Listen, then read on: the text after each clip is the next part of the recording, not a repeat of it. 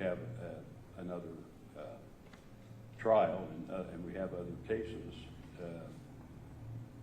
yeah, most of the people will have seen some of the evidence. So, but that's maybe unavoidable in a situation like this one. But anyway, does the state have anything else you wish to say? Yeah, Your Honor, and again, on a final trial on this, obviously we have to go through voir dire just like we did again, just like we did before and everything like that, too. Everybody have to be questioned. That no matter what, like the issue of evidence and those things is already out there for everybody to see on TV and the internet and everything like that. We'll just have to deal with it when the time comes. On behalf of the defense. Judge, our concern has always been Mr. Wagner getting a fair trial. And the gruesome photos, you've heard our objections throughout the trial concerning that. And so, while the jury's been instructed not to view anything, not to talk about anything, our concern is that some of these photos that are bloody, that are gruesome, that court previously did not want published, could affect the jury. And as much as family members or other people who know they're on jury duty could see something and try to want to talk to them about it or question them about it, it's just a provocation that could deny my client a fair trial. And that's our concern. And then we don't know if the media is going to want to go back retroactively and seek out photographs or exhibits that have been admitted or at least marked and identified. I don't think anything's been admitted yet, that have been marked and identified.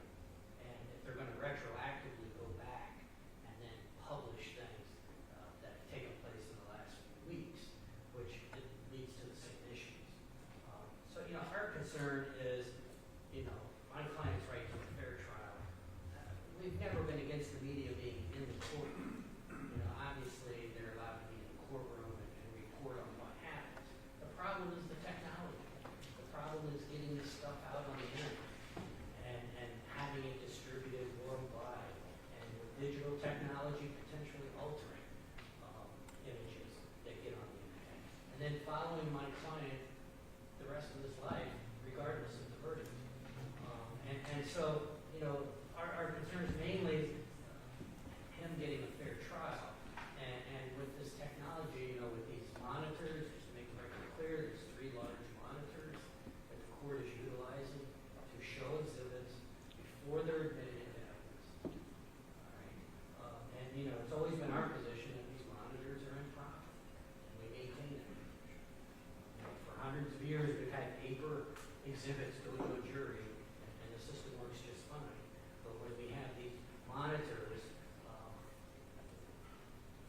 broadcasting or showing exhibits that may never be admitted into evidence, and then with the internet technology, it just makes it more complicated and more difficult and poses problems. And so our concern has always been the gruesome photos and that type of evidence. And we are still concerned about that. And so that's our position on this.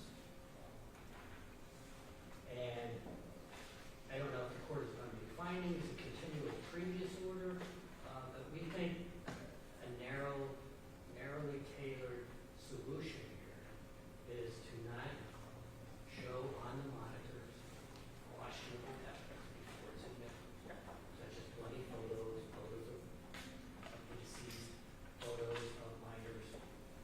We don't think it's proper to put that on the monitor. We've never done so. And so we're not trying to keep the media out of the courtroom, but we are trying to limit the damage of these very prejudicial items on the jury potentially and going forward. So that's our position basically. I take it from the tenor of this hearing that there's not going to be an appeal from this order. Certainly, there's a right to appeal from this order. We're not a party, so to speak, so we can't appeal everything. But those are our concerns, Your Honor, is my client is right to a fair trial. Well, I guess the attorney, Ms. Sark, will consider whether further appeals might be fruitful. But I'm dealing with the situation we have now, and we do have to move on with our trial. The last point made by Mr. Parker, counsel for the state, what do you think about we've been putting pretty much whatever the witness has been talking about, not everything, but we've been putting that on the screen. Is that something that the state feels is necessary for its trial? It is absolutely necessary, Your Honor. I'll just give you an example right here. I can stand here and do a direct examination on a witness, and I'll use this picture for example. I can hand it to a witness, have them identify it, and yet the jury can't hardly see this thing. We could have every single witness walk in front of the jury holding every single 8x10 picture, but that will needlessly bog things down. The whole reason we have these monitors here, Your Honor, is for the convenience of the court, defense counsel, and the jury. This monitor is set so the jurors can see it. Again, it's a lot easier for them to see a picture like this blown up on the monitor than you have to sit there and hold it up. And I've had to do that before we had this technology. I had a murder trial where we had 100 and some pictures. We had to hold one each up like that. It's not very convenient, and it's harder for the jurors to see this things. If you look at the monitor closest to you, Your Honor, that would be for the court's convenience. Defense counsels, the court can actually see what's being shown to the witness while you're sitting there. The defense counsel can look over and see that other monitor as well too. It helps everyone. They're not there for the convenience of the media or anyone other than court personnel, witnesses, and jurors. That's what they're there for. Again, we're in 2021. We're not back at 1865 where everybody's just using pieces of paper and things like that. Technology has improved, and there's no reason for this court or any other court not to take advantage of it. What do you think about the argument that, especially as it relates to what I think was referred to maybe in one of the orders here as sensitive material being viewed and then not being admitted into evidence? Again, anybody sitting in the courtroom can see that. Again, there would be assuming a witness doesn't opt out of testifying. We can sit right here in one of the seats and see it up on the monitor anyway. I still really think that's an issue. And I will say this, assuming the jurors are following the court's order, there's absolutely no reason to assume they're not, then they're not going to be looking at any type of media or being exposed to anything out in the media anyway. That would be our position, Your Honor. It's not broken, it doesn't need fixed. Mr. Griner, do you want to weigh in on what we're talking about here? You can position yourself. Right here, Judge. Sorry. Well, maybe Ms. Sark can't hear you from back there. If you don't mind approaching up here. You can use that table if you want to lower stuff down. Oh. Technology, you're right. That's all right. Ms. Sharp, can you hear me? I can, yes. Well, Your Honor, I think the best thing to do here is just to stick to the law. State ex rel. Inquirer versus ODA, State ex rel. Inquirer versus Sage both tell us that to exclude the public from the proceedings.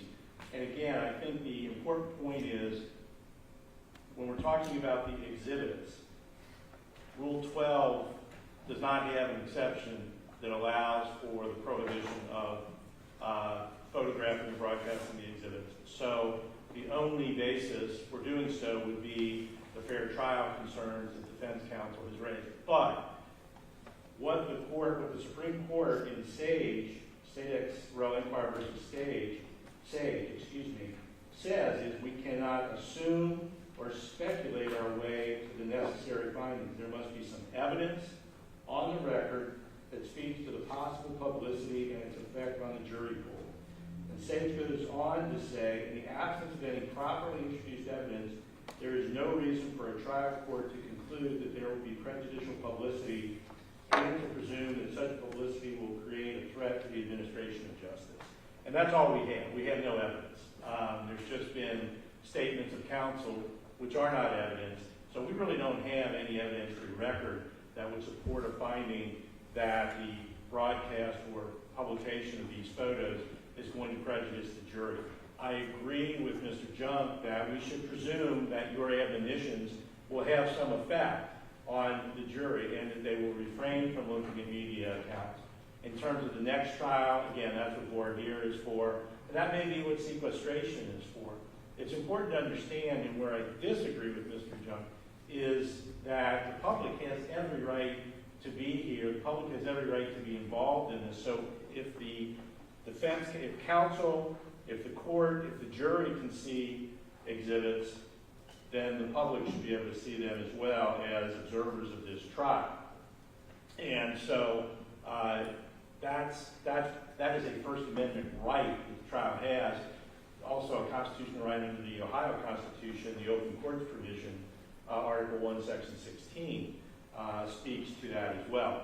So that's where we come from. I do think, Judge, one other point that I'd like to make is you raised it, is with respect to the opt-out. I know that wasn't in the writ.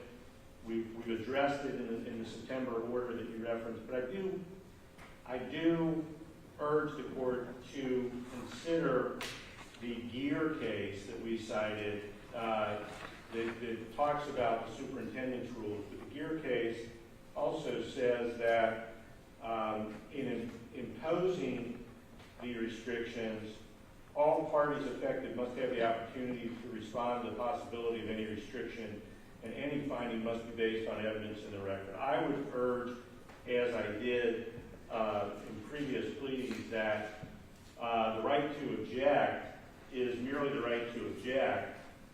The superintendent's rules do not indicate that there is an obligation of the court to grant the objection. There is some commentary, but that is not part of the rule itself.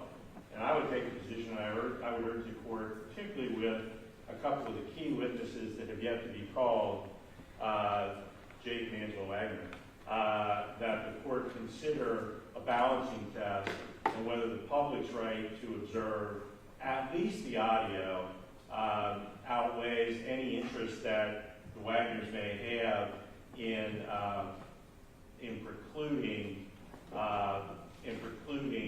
the video or audio recording of their testimony. I think the Gear case, and again, I would urge the court to take a look at the Gear case and consider whether the Rule 12 is the end-all, be-all on that point. I would argue that it is not, particularly, given some limitations. We've had some situations where, because people haven't gotten to the court 15 minutes before they've been locked out, and I understand in not questioning the need to keep people from coming in and out because it is distracting. I totally understand it. But given that restriction and given the ability to live stream, I'd ask the court to just reconsider that. Thank you. Just for the purpose of the record, you're aware of it, of course, but the commentary to the Rule 12, the Superintendent's Rule 12, says the filming, videotaping, recording, or taking of photographs of victims or witnesses who object shall not be permitted. That's pretty clear language. I tell you now that it's the court's intent to follow that directive, what I consider to be the directive of the superintendent's rules on that particular issue. We're giving each witness the opportunity to state that they do not object. They do object to videoing, but they do not object to audio, or they object to both video and or to the whole thing. They object to to being recorded at all, videotaped, filmed, or photographed. I feel I've got to do that, got to advise them of that, and that it would be a meaningless rule to say they can object, but then to take that right to object means just the right to object. It doesn't mean it's meaningless, I would think. But anyway, the point's well taken, the other points that you've made here. And Thank you. so thank you. Judge, Yes. one of the cases cited by this gentleman talked about evidence that was introduced. The court has not admitted any evidence. Things have been identified, but not admitted. And I anticipate there'll be arguments against admission of some of the evidence. Number one.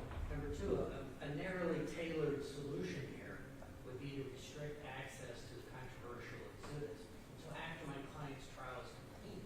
That way, he could not be prejudiced by it. Media could get those items perhaps after the trial is completed. That would protect my client's right to a fair trial. They yet give the media access to what they think they are entitled to. So we ask the court to take that into consideration. First of all, let me say that the providing the defendant a fair trial is the primary objective of what we're doing here. There can be no doubt about that. Our job here is not to provide the media with material that they can use. It's secondarily perhaps that the public has the right to view, because that's an important point, because that's why our courts are open, that the public has a right to be present. And as somebody argued, by extension, then the public out there who can't get in the courtroom, because really the right to view a trial, it's not, let me make sure I say this correctly, the size of the courtroom shouldn't really determine the public's right to view a trial. So we have a fairly large courtroom, but we can't accommodate everybody in this county, and certainly everybody in this state, or everybody in the nation, or however far it goes out there. The press can do that. So it's sort of an extension of the right, and the court's very much aware of that. But providing this defendant with a fair trial is the primary objective of what we're doing here. Fairness for the victims involved, fairness for the defendant. But that's the job of the court, but it's also the job of the attorneys. So I just would admonish the attorneys in this case to remember that we have the technology, and we have it to use, and for good causes, for good reasons, in order to facilitate the trial. That's a good reason to use it, but we have to remember that we all have an obligation to provide a fair trial. So I would just say to counsel for both sides that in the use of this technology, keep that in mind, that the fairness of the trial is if not, well, I would say, the primary objective of what we're doing, and not to use it for any other purpose. And if we bump up into something where we could put something on the screen or not put something on the screen, weigh the fairness of the trial in your decision about whether you want to put something on the screen or not. And if there are specific objections to certain things, the court will rule on those specific objections. But the court does not intend to modify the orders further, at least at this time. The court will accept the orders as modified by the Court of Appeals. That number 16 will be written out of the immediate order of July 1, 2022. And this court's, to the extent that it was a verbal order of the court, although my memory of that, making a bench order of that kind is a little vague, but I more have thought it was an agreed order, or agreed recommendation, but the verbal or oral instruction not to broadcast certain things is also stricken. So, and that's we'll just that's where the court's going to leave it at this time.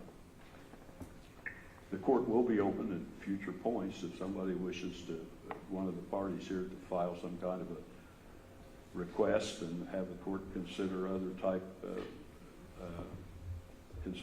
other type of proposed orders. The court is open to do that, but we need to be trying our case here and not be caught up and delayed by arguments concerning this type of thing. The fairness of the trial, unless it affects fairness of the trial.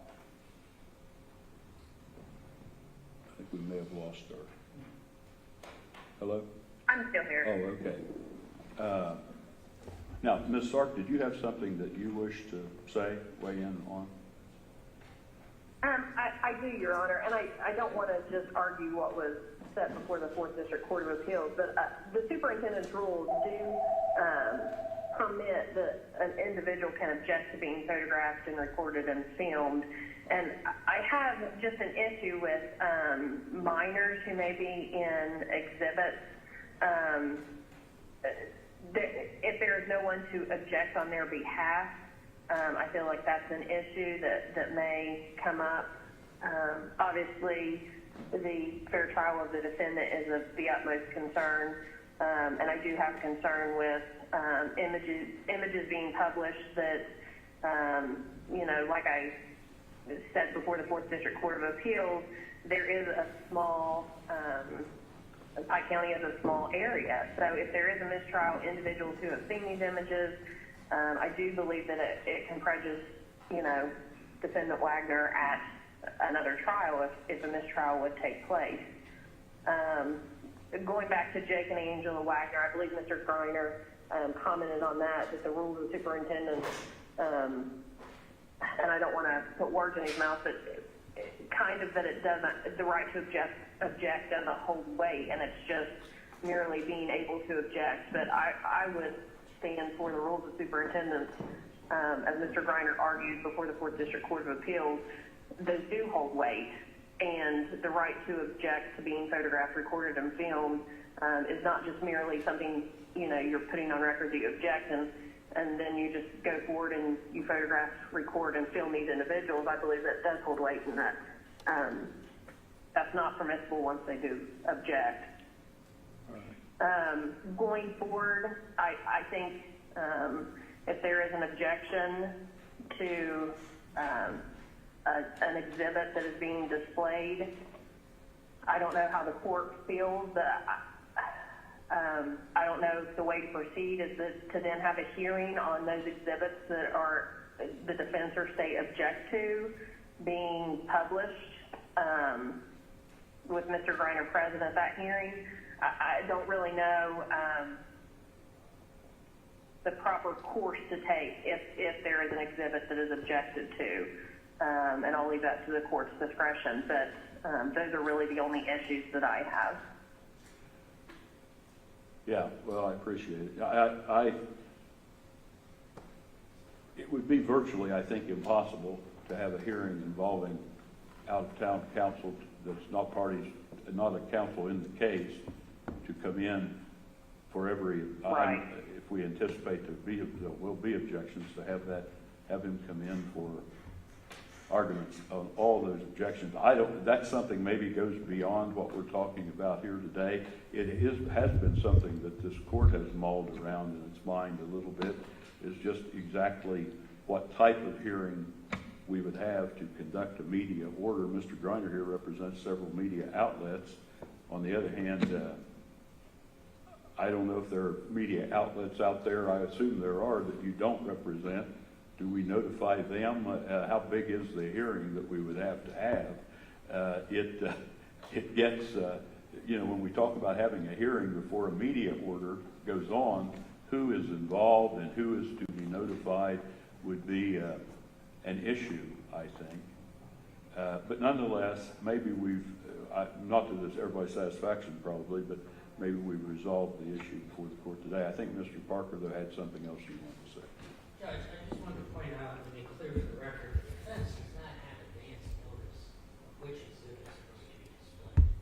We do not have, even though we requested an exhibit list in advance of trial, it has not been provided. So we do not know what's going up on the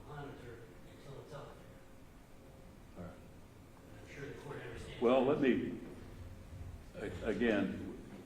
just inquire of the state. You know, I'm sure that, and I know from the presentations that you're preparing your case, you have an idea before each day's trial what is to be presented that day. Is that unreasonable to have you notify the defense? I mean, it's not I'm sure you're not trying to just surprise, are you, or anything like that? So. Your Honor, certainly we could, you know, especially when it comes to graphic images that I know are particularly objectionable to the defense. Some of that was predictable given the crime scene agent or the autopsy photos. But again, we may show those photos to a witness or two coming up. Maybe only one, and we will certainly give you notice of that. All right. That may help solve the problem, Mr. Parker. Maybe not. I don't know. Yeah, I mean, we'll take whatever we can get, obviously. But, you know, we're concerned about the media going backwards in this case, and going back and getting images and that have been broadcast on these monitors, but previously prohibited from being published, so to speak. And so one of our concerns is that certain members of the media may try to go backwards in this case and get items. I don't know what can be done about that. We maintain the position that gruesome photos should not be published, and that any controversial exhibit should not be published on the internet or otherwise until they've actually been admitted to evidence, not simply identified in court. I mean, for the record, Judge, we wholeheartedly agree that no gruesome or graphic photos should be shown. And I thought there was an agreement on that. I think the court alluded to that at the beginning. But, you know, there was a picture of a bloody infant put on the, you know, out by the media. There was a bloody scene that was put out by the media, and there was a bloody sweatshirt that was put out by the media. Those are just the ones that I know of. So certainly I share the concern that those photos should not be published, period. I don't know if that's part and parcel of this. Well, maybe it is. I mean, now that you raised the issue, I mean, the point is, do we have an alternative? Is there some alternative to?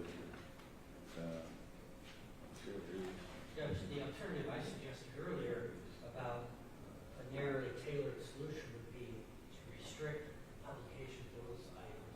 One, unless and until they're admitted in evidence, which they may not be. That's a future decision for the court to make. Number two, if they are admitted, then they should not be published until after the trial is concluded. My client should protect his right to a fair trial.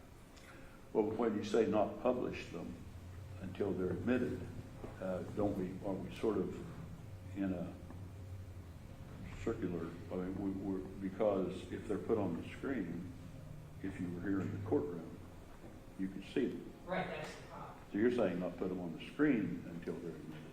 Right, that's the problem. You know, certain items have been identified, certainly. But just as the court knows, just because an object is identified doesn't necessarily mean it's admitted in evidence. Well, let's go back here to the state. It sounds like the state's arguing two separate things. You know, if they're put on the screen so that the courtroom can see them, people in the courtroom can see them, then by extension, people who are interested in the trial but can't get in the courtroom because it's full or whatever the reason may be, could see them too, or should see them too, or at least would have the same right as somebody that could squeeze into the courtroom could see them. So that's kind of where we are. Either they don't go on the screen, or they. Well, yeah, I guess that my concern is it's already occurred. We've already put those up on the screen.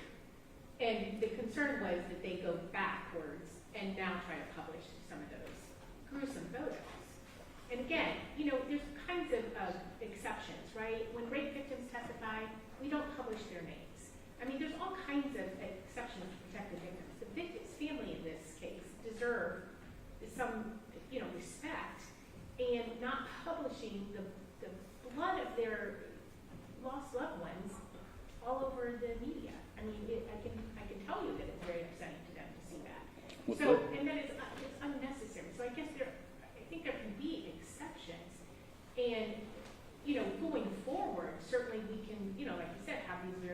print or whatever to protect the information. But the concern I have currently is the historical photos. Can I add something? With respect to the screens, the screens are there to assist the jury. And you've seen multiple times in this case, a witness take the pointer and point to the screen, explaining to the jury areas of interest in that picture. With respect to the other screens here, one is turned towards the audience so that the audience can see. That's unnecessary for the jury. If we want to turn these so just the jury can see them. The alternative, and you've seen this, is when we have pictures up there that the witness needs to point to or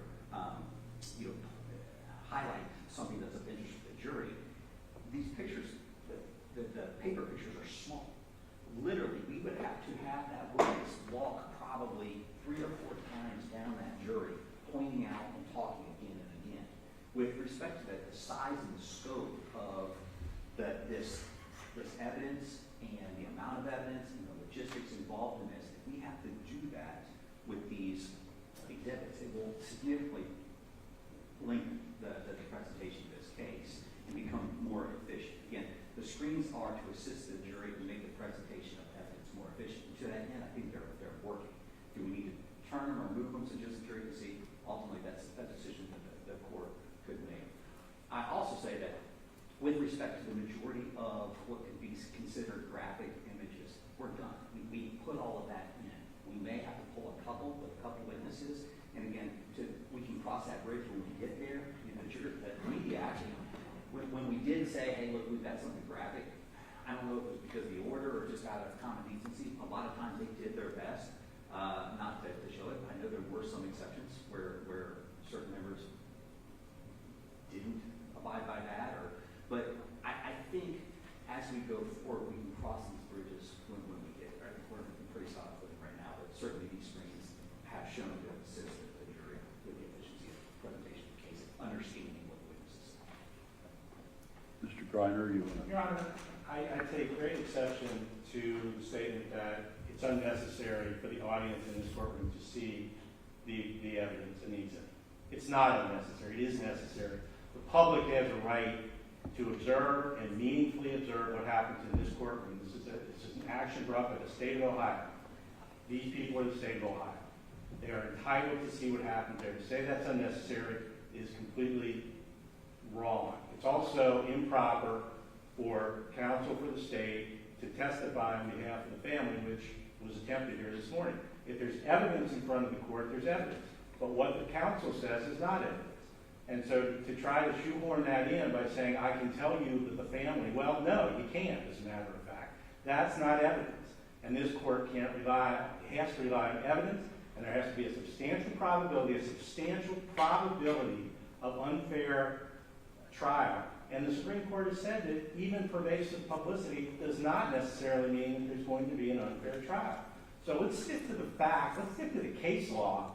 And I've not heard it from anybody other than from me this morning about what governs these proceedings. Thank you.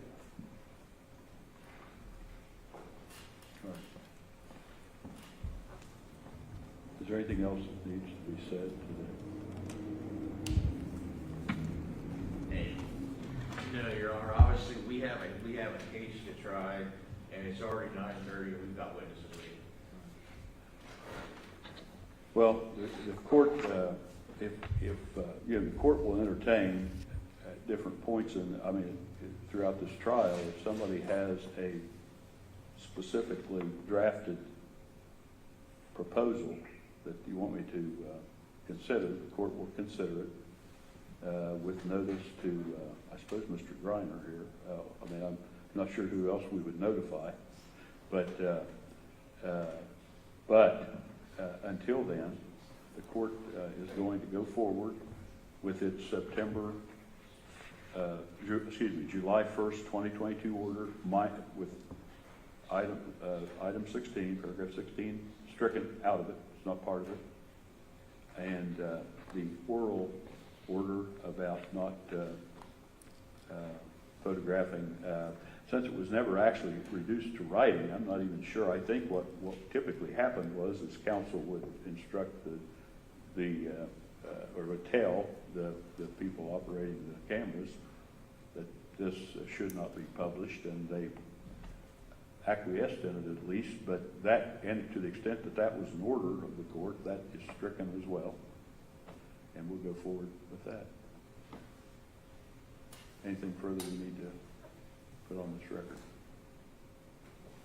We have nothing further. Your Again, Honor. my last word is that not only the court, but counsel also has an obligation to provide a fair trial for all involved in this case.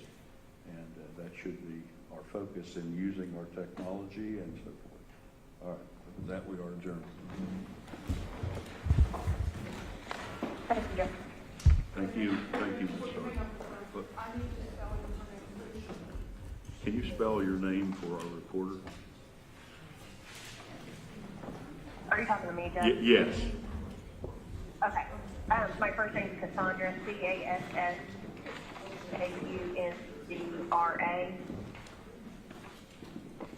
Last name is Stark. Last name is Stark, Sark. Thank you very much. You're welcome. Thank you for your participation today. So, Thank you, Judge. you're welcome. Bye now.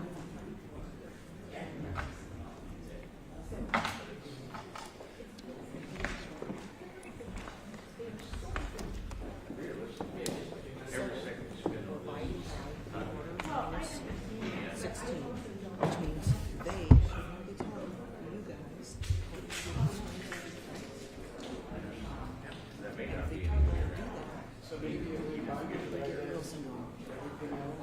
Which is or they say from the stand. Let's see what happens when they ask for it, if they do.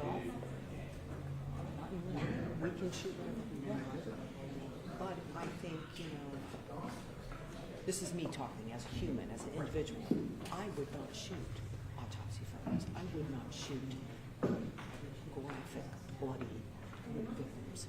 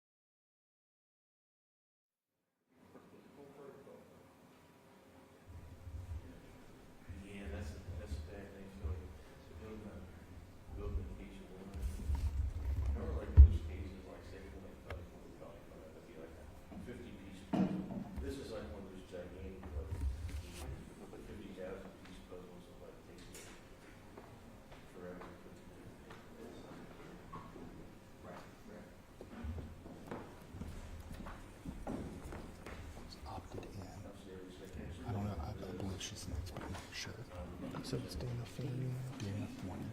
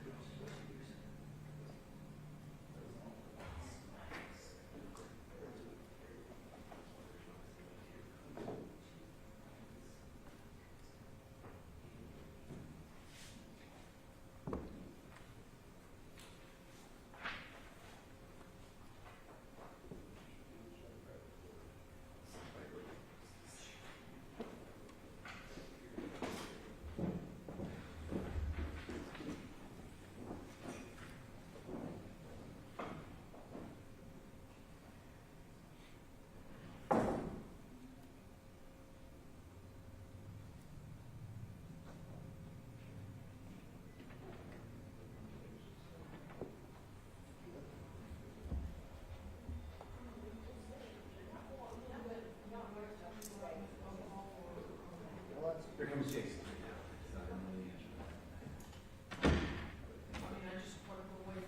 Yeah, no, we have a few minutes before the jury comes in. I was just gonna go make a phone call if we're just waiting, but if I don't want to. Okay. Thank you. If you're gonna do that, I should probably like run downstairs and my blood pressure, that's not like that. Yeah, that would be a good thing to do.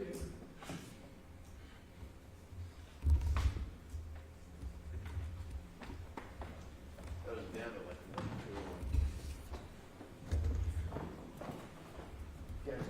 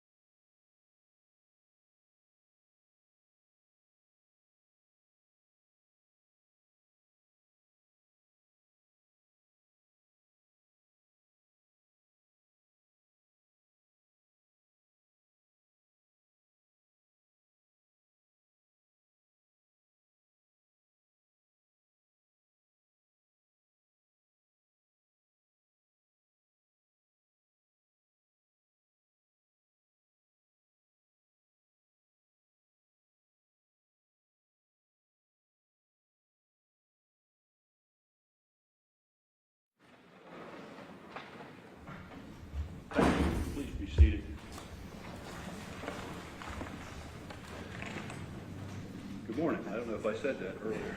Good morning, Your Honor. This is another day of trial in the state of Ohio, plaintiff versus George Washington Wagner IV. It is case number 2018 CR 155. The defendant is present in court with Mr. Parker and Mr. Nash, his attorneys. The state is represented by Mr. Junk, Ms. Canepa, and Mr. Wilson, the prosecutors, and also present is Mr. Scheider, Special Agent for the Ohio BCI, and I. Is counsel for both sides ready to have the jury brought in? Ready? Yes. Yes.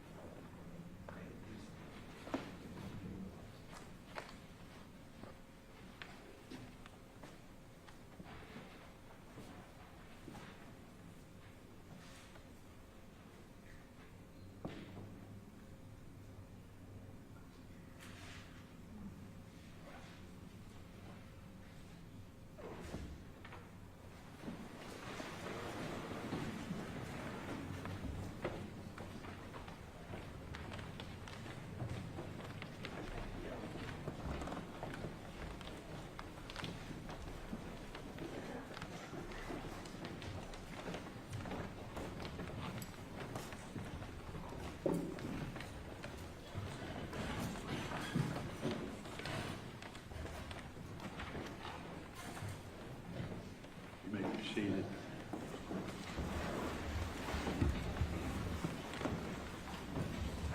Good morning, ladies and gentlemen. Good to see you all here. We have beginning another day of trial. In this case, we're in the state side of the case, as you're aware. So is the state ready to call another witness? Yes, Your Honor. You may do so. Thank you, Your Honor. The state would call Dana Forney to the stand.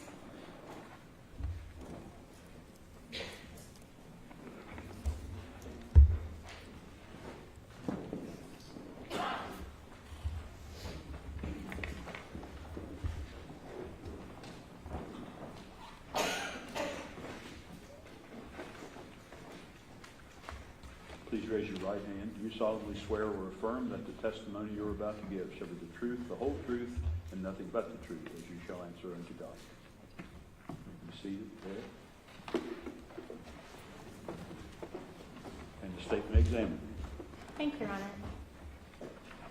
Good morning. How are you? Good morning. Good. How are you? Good. Can you please state your name and go ahead and spell your name for the record? My name is Dana Forney. My last name is spelled Forney. And Ms. Forney, where are you employed currently? I'm currently employed at the Ohio Bureau of Criminal Investigation. And can you tell us what your current role is there at the Bureau of Criminal Investigations? I'm currently a criminal intelligence supervisor at BCI. Okay. And can you tell us how long have you worked for BCI? I've worked for BCI since 2007, but I moved into the criminal intelligence unit in 2013, so almost 10 years. And can you tell us when you became a supervisor? I became a supervisor in 2019. And prior to that, what was your role? I was a criminal intelligence analyst. Okay. And can you tell us what does a criminal intelligence analyst do for BCI?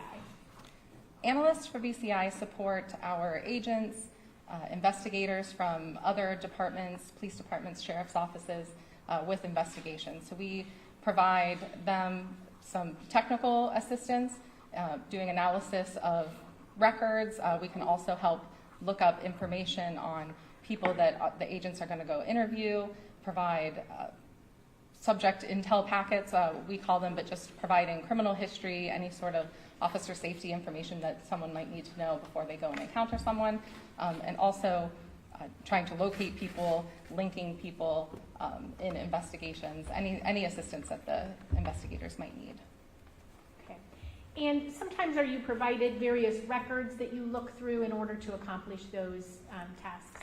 Yes, a big request that we get from our investigators relates to digital evidence, so cell phones, computers, social media, related app data.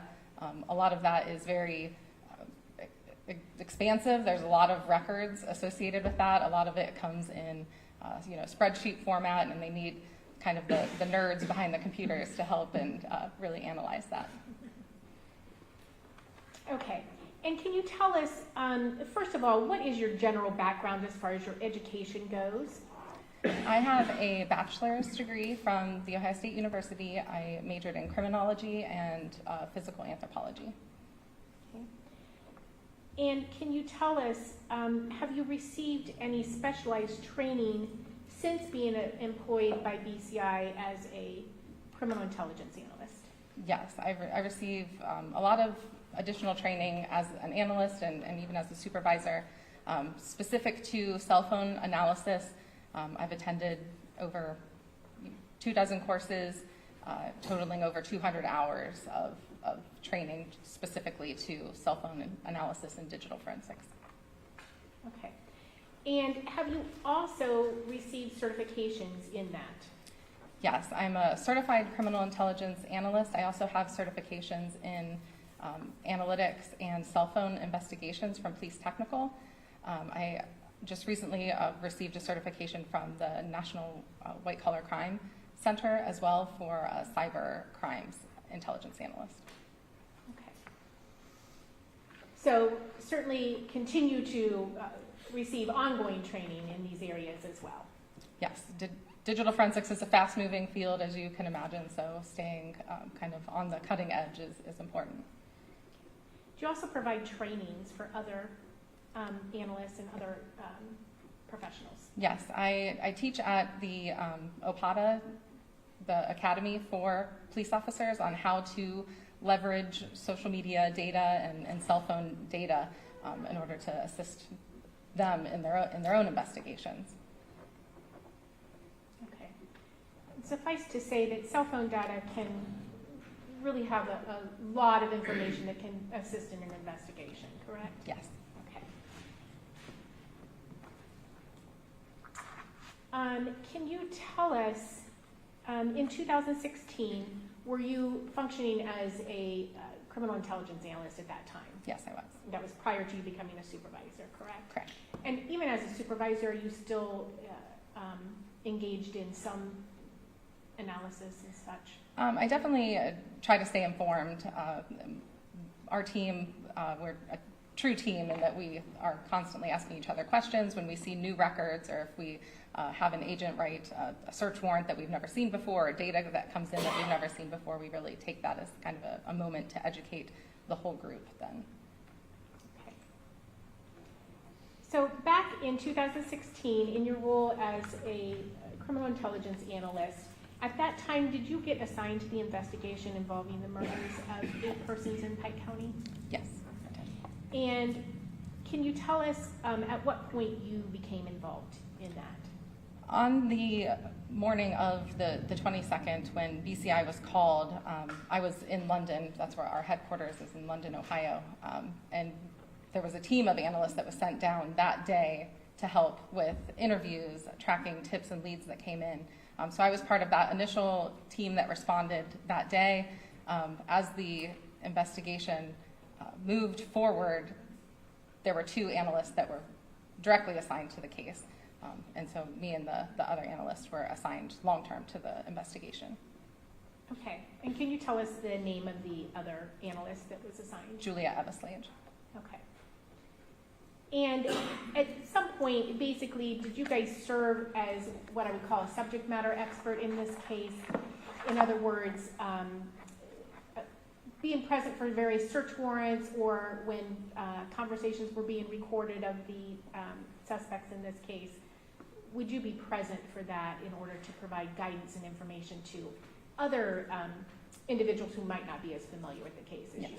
Yes, when requested by the investigative team, we would assist with search warrants and other investigative activities. Okay. Safe to say you did a lot of work on this case? Yes. Okay. At some point in the investigation, were you asked to analyze the cell phone records belonging to Billy Wagner? Yes. Okay, and by Billy Wagner, I assume you agree that he is otherwise known as George Washington Wagner III. That's correct. Correct? Okay. And is the father of both Jake and George Wagner? Yes. And the husband of Angela? Correct. Okay. And were you requested to analyze his records by the investigative team on this case? Yes. When you were first asked to analyze those records, first of all, can you tell us what did the BCI agents provide you in order to conduct this analysis? The agents would write the search warrants to the provider company. So in this case, it was Verizon that provided the service for Billy's cell phone records.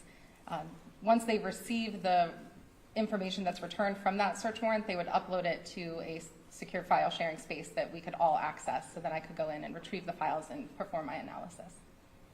Okay.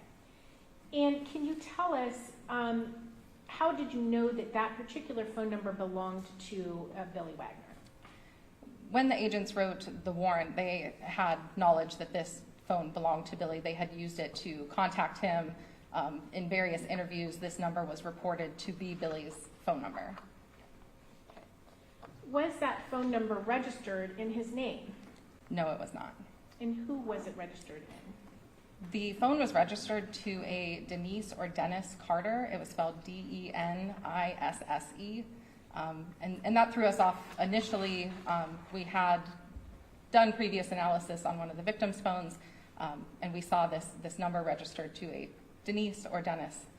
So it took a moment to try to figure out who this number actually belonged to. Okay.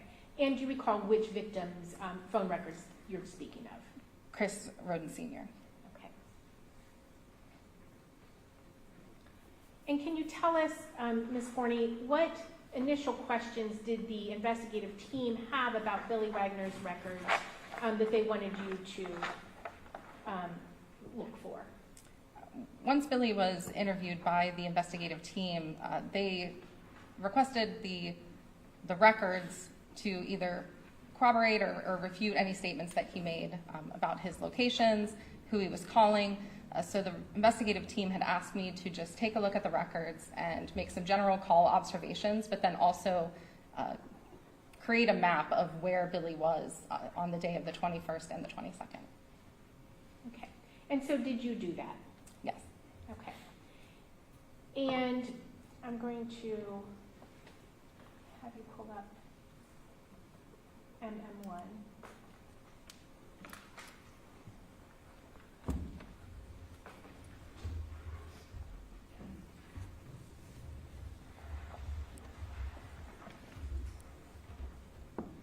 Did you prepare a visual demonstration or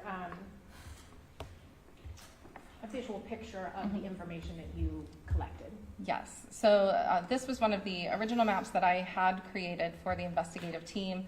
This provides a overall visual of the cell records. Verizon keeps records, their proprietary records, for their own use, connection dates and times, to make sure that you're getting great service. They keep the records for their own business use, so these aren't waiting for law enforcement to come and call upon them. But when law enforcement does issue a subpoena and receive location data, they come in a spreadsheet type format, and the latitude and longitude listed doesn't exactly tell you, where on a map this location is.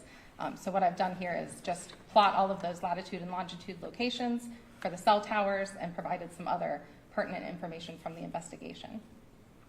Okay. And you mentioned subpoenas and location information. And is it correct that a mere subpoena will not get you location information? That's correct. With a subpoena, you can get the subscriber information, which is how we got to Dennis Carter. But if you want the location information of where those calls connected, you have to file a search warrant. Okay. And can you tell us just the various things that you have plotted out there, what we're looking at? And I believe there should be a pointer here, if that helps you. Yes, it does expand out. Sure. So go ahead and let us know what the various icons. First of all, you've got, looks like towers Yes. with blue shaded areas. If you could tell us first. So we have, I used a little tower icon here. This shows you where the towers are located. So those locations would correspond to the latitude and longitude provided by Verizon. As you drive around, if you notice a cell phone tower, there's a triangle on top. And you will now if you haven't noticed that. But there's a triangle on top, and the radio frequency emits from those flat sides of the triangle. So what you see here is sometimes a shading or a depiction of what side of that triangle the cell phone is connecting to. So if you see shading here, it's not meant to infer that that's the footprint of the tower. It's meant to just tell you what side of the tower or what direction the radio frequency was pointing when that call connected. And then the locations here, 260 Peterson is the address where Angela, Jake, and George were living, and the Bethel Hill and Camp Creek locations are addresses where we knew Billy and his mother to be residing. And then all the connection times, this is just a kind of one-page overview of every call with location data that was provided and where they connected at the time of that call was made or received.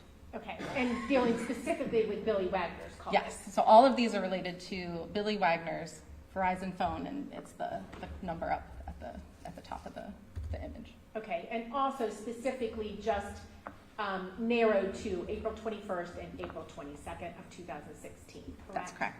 Okay, and there's also so you talked about the locations that appear there in blue.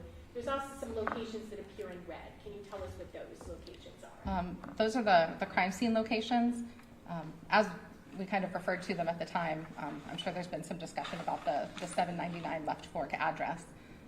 And how it's not actually 799? Yes. But that's refers to all of the crime scene locations on Union Hill and Left Fork. Okay. And is it fair to say that there are a lot of other towers in those areas that are not shown on this particular visual? Yes, this visual is only of the tower locations and faces or sides that Billy utilized that day with his records. Okay. Okay, so you days. show there's some calls, and I'm certain the jury can't see this, and we'll go through these each individually anyhow, but up on the right-hand side of that visual where the line W is located, there are several calls on April 21st and then one call on April 22nd that hits off of those towers. Correct. Mm-hmm. And then a number of calls that on April 21st and significantly more on April 22nd that hit on the Peterson Road Yes. tower. Is that clear? Okay. Let's go ahead and take each one individually, if we can, please. MM2.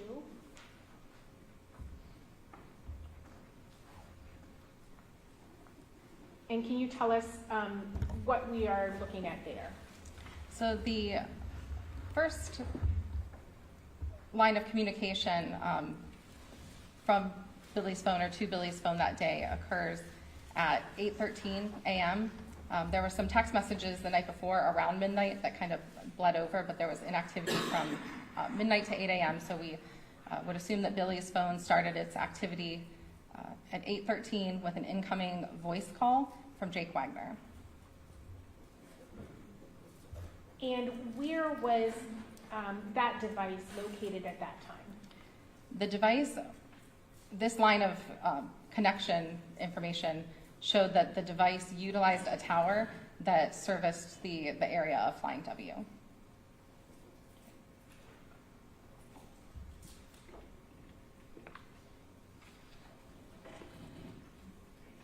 Okay, and then MM3.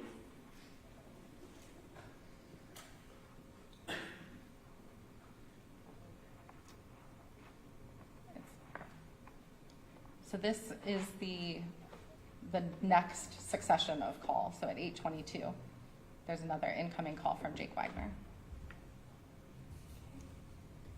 And what was the duration of that call? The connection time was for 28 seconds. And again, can you tell us where that device was located at that time? The device was in the area of Flying W. The records indicate that the cell site that serviced that incoming call was also a cell tower that serviced the Flying W. Okay. And then MM4. This is another incoming call from Jake Wagner to Billy's phone. Okay. And can you tell us the duration of that phone call? The duration is 43 seconds, and that call came into Billy's phone at 8:30, approximately in the morning. Okay. And again, is the phone device still utilizing the towers that service the Flying W? That's correct. And then MM5, sorry. This is an outgoing voice call to Bernie Brown that occurred at 10:46 that morning. Okay. And can you tell us, at that time, where is that device located? That line of communication utilized a cell tower that serviced the Peterson Road address.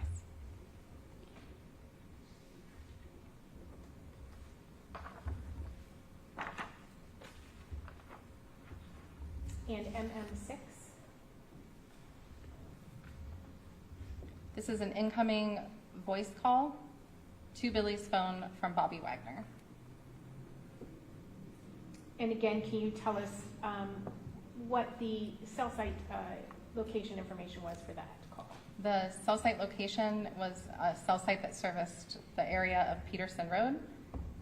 It also occurred at 11:51 a.m. and the duration is 2 minutes and 5 seconds.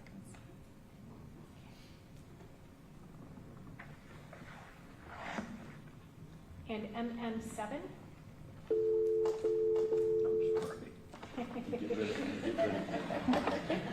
Can you Fitting tell we're us the talking about location? cell location? Yeah.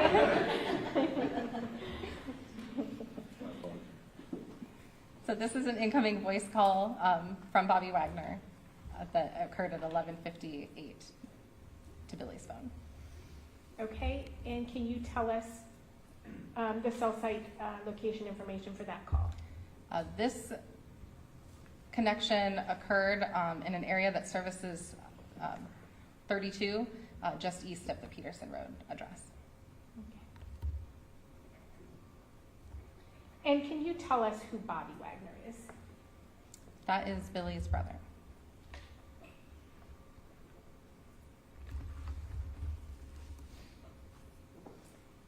And then MM8? This image depicts the location of Billy's cell phone at the time an outgoing voice call was made to Jake Wagner.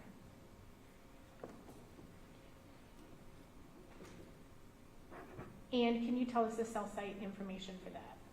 The cell phone utilized the cell tower that services the Flying W.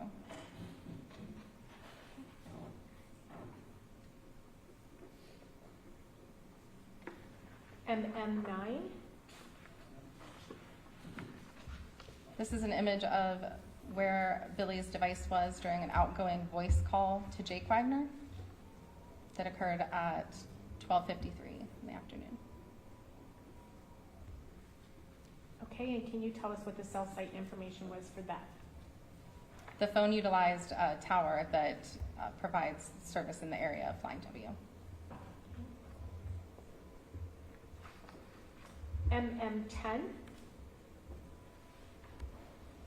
This is an image of an outgoing voice call to the Wagner landline at Peterson Road. okay.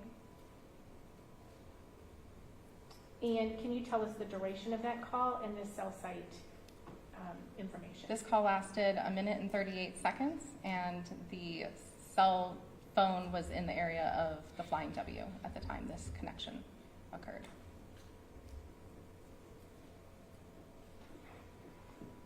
And that was what time, did you say? Or did you say? I did not, at 1:14 Okay, 1:14 in the afternoon, PM. PM. Okay. And then MM11, At 2:52, there's an incoming voice call from the Flying W to Billy's phone. okay. And can you tell us where, the geolocation information for that phone call? The voice call is connected using a tower that services the Flying W.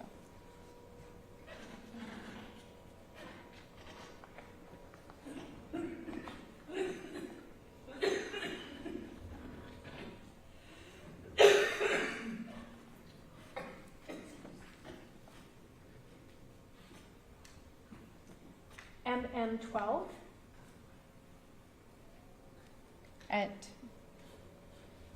This is a depiction of an incoming voice call from Bernie Brown to Billy's cell phone.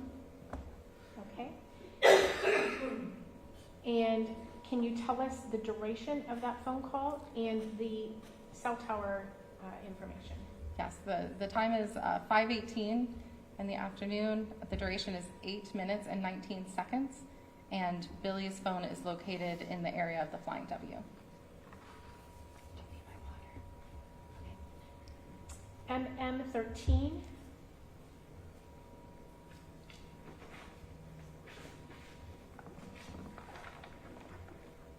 This is an incoming voice call that lasted approximately 51 seconds and connected to a tower that services the Flying W. okay. And who was that call from? The call was from Bernie Brown, or Bernard Brown.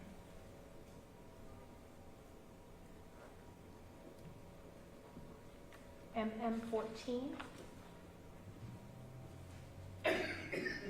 This image is the location of Billy's cell site at the time an incoming voice call was received from George Wagner.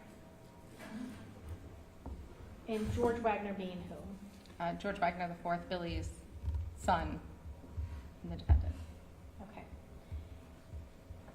And what time was that? The call occurred at 5:44. Okay, and what was the cell site information? Billy's device was located in the area of Flying W at the time that call was received.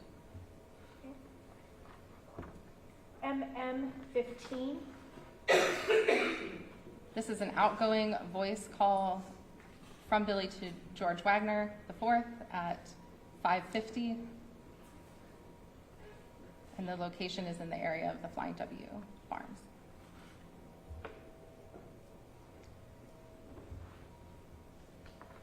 MM16, This image depicts the location of Billy's cell phone at the time an outgoing call to the Peterson Road landline was made.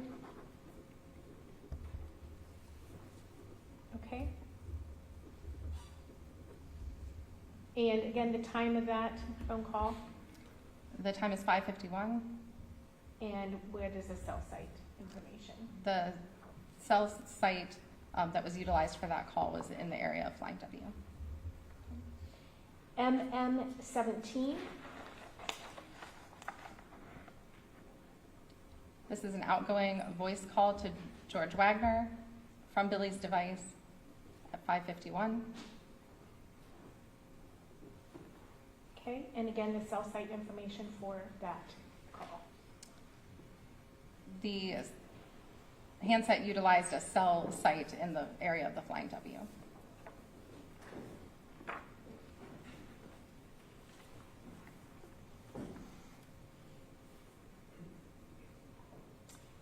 And MM18, This is line item is an outgoing text message to George Wagner from Billy's device. okay. And the time on that is? 5:53 p.m. Okay, and just so we're clear, so the jurors understand, were you able to get any content, either from the phone calls or from any text message? No, not through these records. Verizon did not supply any sort of content about the calls or the text messages. Okay. And does Verizon provide text messages? On occasion, I do think that there were some older communications from Billy that had some text messages about that he had insufficient funds and things like that, but there was no communication text content for this device. Okay. And obviously, again, you do not ever get content of phone calls that are historical, correct? Correct.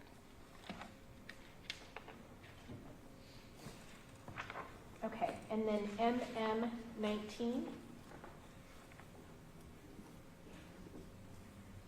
And the previous image, there was no location data provided for that text message.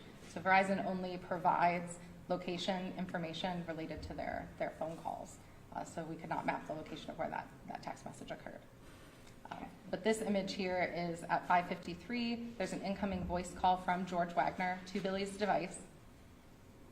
The duration of that call is 1 minute and 42 seconds. And his location at the time, the device's location, rather, is at the Camp Creek address known as Flying W.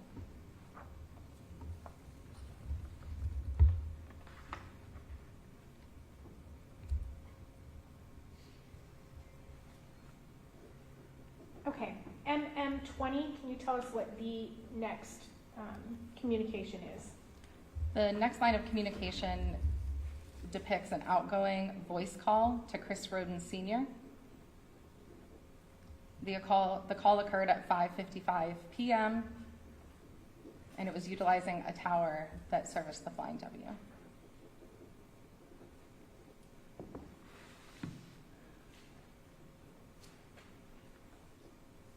Okay, so if I wrote this down correctly, at 5:44 p.m., there's 5 communications with George Wagner specifically. And then at 5:55 p.m., there's a call to Chris Sr., correct?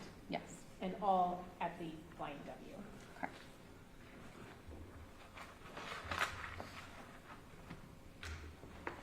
MM21, This is an image depicting an incoming voice call from Chris Rhoden Sr. to Billy's phone. okay, and can you tell us what the time on that is?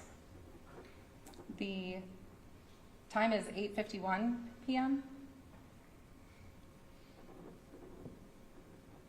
And can you tell us the cell site information on that? Billy's device is in the area of Peterson Road at this time.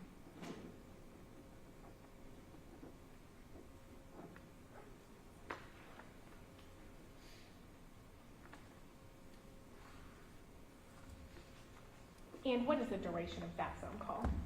That duration is 42 seconds. And then MM22, This is an image of where Billy's phone was located at the time an incoming call was received from Chris Rhoden Sr.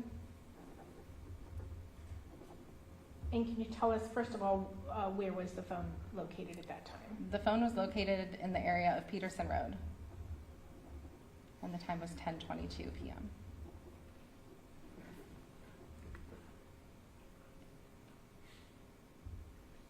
And can you tell if that phone connected or if there was a phone conversation? For The last three line items for Chris Rhoden Sr., Verizon indicates that those calls were forwarded to voicemail. Okay, and when you say the last three, you're talking about Starting with this the one next- and next the one. next two? Just starting with the next call. Okay. MM23, So this is an incoming voice call from Christopher Rhoden Sr. occurring at 10:51 p.m. And this call was routed to voicemail. okay. And is that device located at 260 Peterson Road at that time? It utilizes a cell site that services Peterson Road.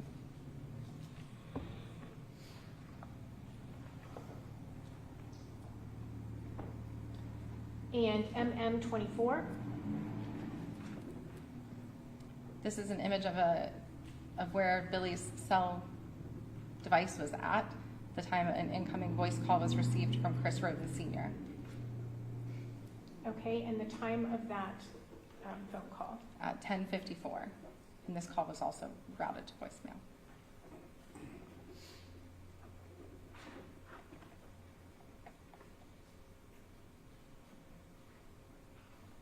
And so we're clear, when you say it's using the tower that services 260 Peterson Road, you can't tell specifically where that device is located? Not with these records from Verizon that we had access to in this case.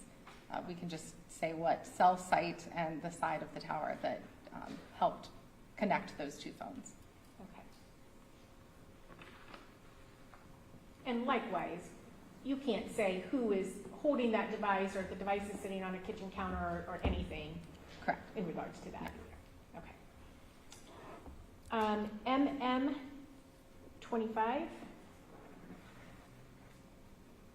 This is an incoming voice call from Christopher Rhoden Sr. to Billy's device at 10:55 p.m. This call was also routed to voicemail, which was indicated on the Verizon's original records in the spreadsheet format. okay. And once again, what is the cell site information on that? The device is located in the area of Peterson Road. It utilizes a cell site that services that address. Okay. And then MM26, well, let me ask before we go on, was that the last series of incoming calls from Chris Rhoden Sr. that you noted on these records? Yes. Okay. Yes, the last outgoing call from this device that night of April 21st was to Christopher Rhoden Sr. And that was shortly before 6 p.m. when he was still at the Flying W or Yes, still? at 5:55 p.m. And it was on the tower that services the Flying W. Okay. And then we had a series of 4 incoming calls starting at 10:22 p.m. and ending at 10:55 p.m. from Chris Sr. that all got routed to voicemail. The last 3 indicated routed to voicemail. Okay. And those were all at the Peterson Road address? Correct. Okay. And then there was a phone call that connected, it appeared not routed to voicemail at 8:51 p.m. to Chris Sr., and that was while he was at Peterson Road also. Yes, the duration was very short, so I'm not sure if that was routed to voicemail or if maybe someone hung up before they got to voicemail.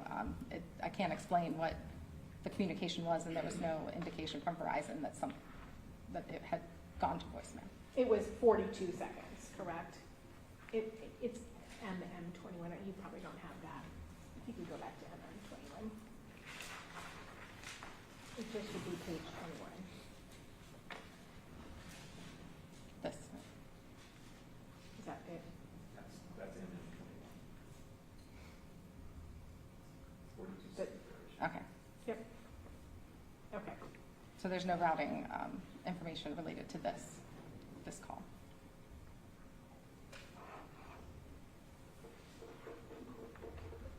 Okay. MM26.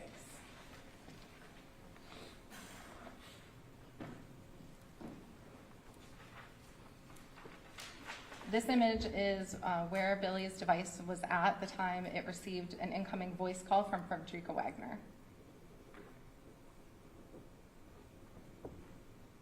And can you tell us what the cell site information was?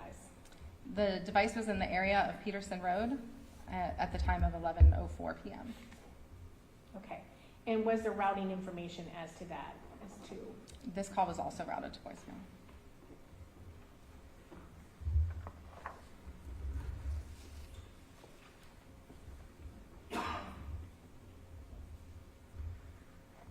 Okay, so that completes the records that you had for Billy Wagner from April 21st of 2016, correct? That's correct. Okay. And you mapped all the phone calls made that day, either received, either incoming or outgoing, and the respective cell site information, correct? Yes. Okay. Then turning your attention to April 22nd, did you also map out the locations for various phone calls that Billy made on April 22nd? Yes, I did. Made or received. Okay. Turning your attention to MM27, can you tell us what the first phone contact received that day was? There's an incoming voice call from Frederica to Billy's phone, his mother, Frederica Wagner, to Billy's phone at 9:28 a.m. Okay. And can you tell us, you have in black up there, location unknown. Tell us about that. There was no location information associated with this line of communication from Verizon. Okay.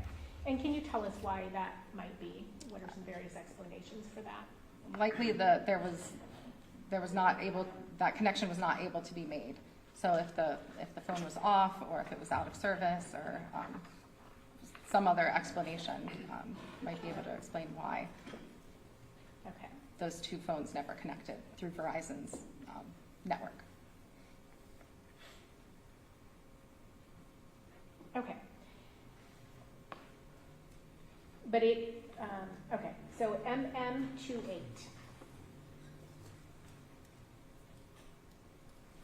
Can you tell us what we are looking at there? Yes, this is Billy's first outgoing call of the day on April 22nd. He had called a number known by Verizon to check your voicemail, *86. So he checked his voicemail at 9:55 that morning, and he was utilizing a cell site that serviced the Peterson Road address.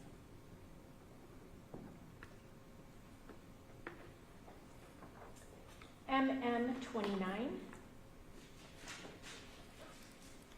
This is an image of the cell site that was used to connect the listed calls here to Rick McCoy, both incoming and outgoing. Okay, so there was a series of calls. Yes. To that, to and from that individual. It appears it started at 10:16 a.m. and the last one was at 10:29 a.m. And can you tell us what the cell site information was for each of those calls? Yes, all of those incoming and outgoing calls utilized the cell tower that serviced the Peterson Road address.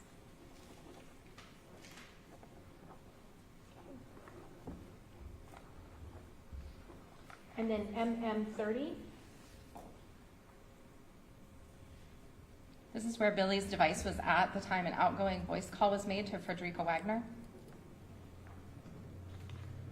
The time of that call was 10:30 a.m. and it utilized a cell site that serviced the Peterson Road address.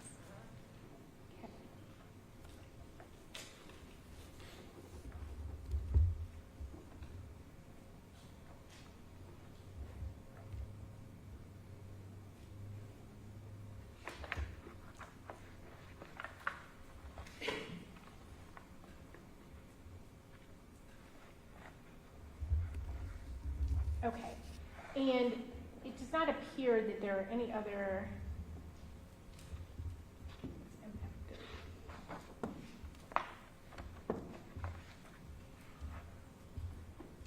There were other calls that were made that day, correct? Yes. We do not have visuals on that, correct? No, we didn't provide a call by call for each call made that next day. But on that overview map, they were depicted at which cell site they used throughout that day. MM1. Mhm. Okay. And specifically, there was one call made at 4:50 p.m. on April 22nd that utilized the towers that service the Flying W area, correct? That's correct. Mhm. And then all of the other calls, both leading up to And after. were all located at Peterson. Yeah, in the area of Peterson. Okay.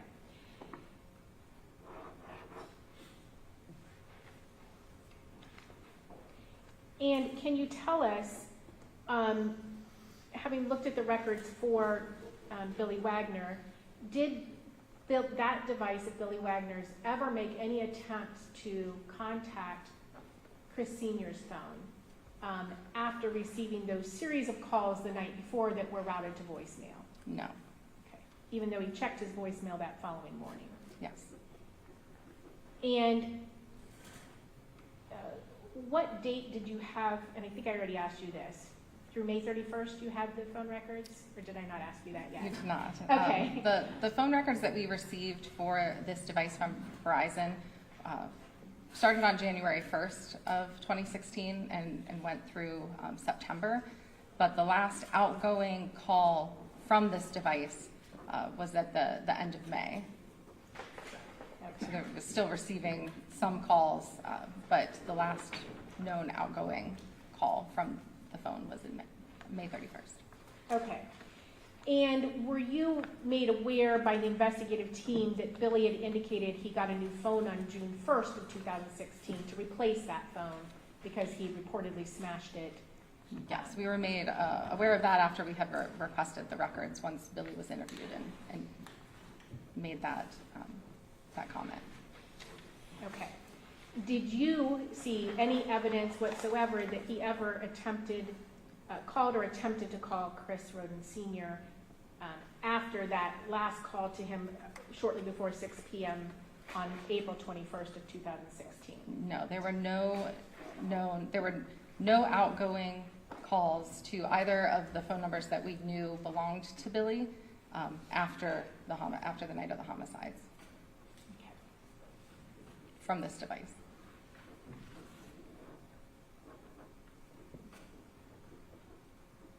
Billy or Chris Sr.? Sorry, there were no outgoing calls from Billy's phone to Chris Rhoden Sr. on either of the numbers that we knew for Chris Rhoden Sr. Okay.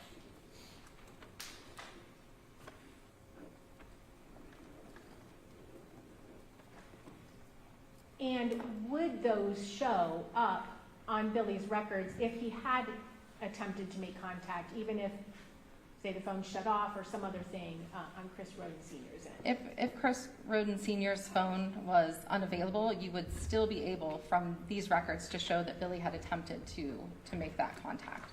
So it would still show the connection, similar to Frederica's call where there was no location, connection information, that the two phones connected, it would still show that outgoing line of information. Okay. All right. Subsequent to your work in this case regarding, well, first of all, did you share this information that you have just now shared with us? Did you share that with the investigative team? Yes. Okay. And at some point were you asked to make a further analysis and attempt to determine what Billy's pattern or habits are in this case? Yes. Okay, and tell us about that. What were you specific? Basis. They're asking specifically about a person based on their phone. About what? They're asking about Billy's habits when it's based on the use of his cell phone themselves. All right. Well, maybe I can lay a questions foundation. should be a little bit narrower. Okay. First of all, can you tell us what the request was? Yes, the request came in from the investigative team after interviewing some members of the Wagner family, and they had mentioned first that, who lived at Peterson Road. They named Angela, Jake, and George. They did not mention Billy originally. They had mentioned Billy lived out at Flying W.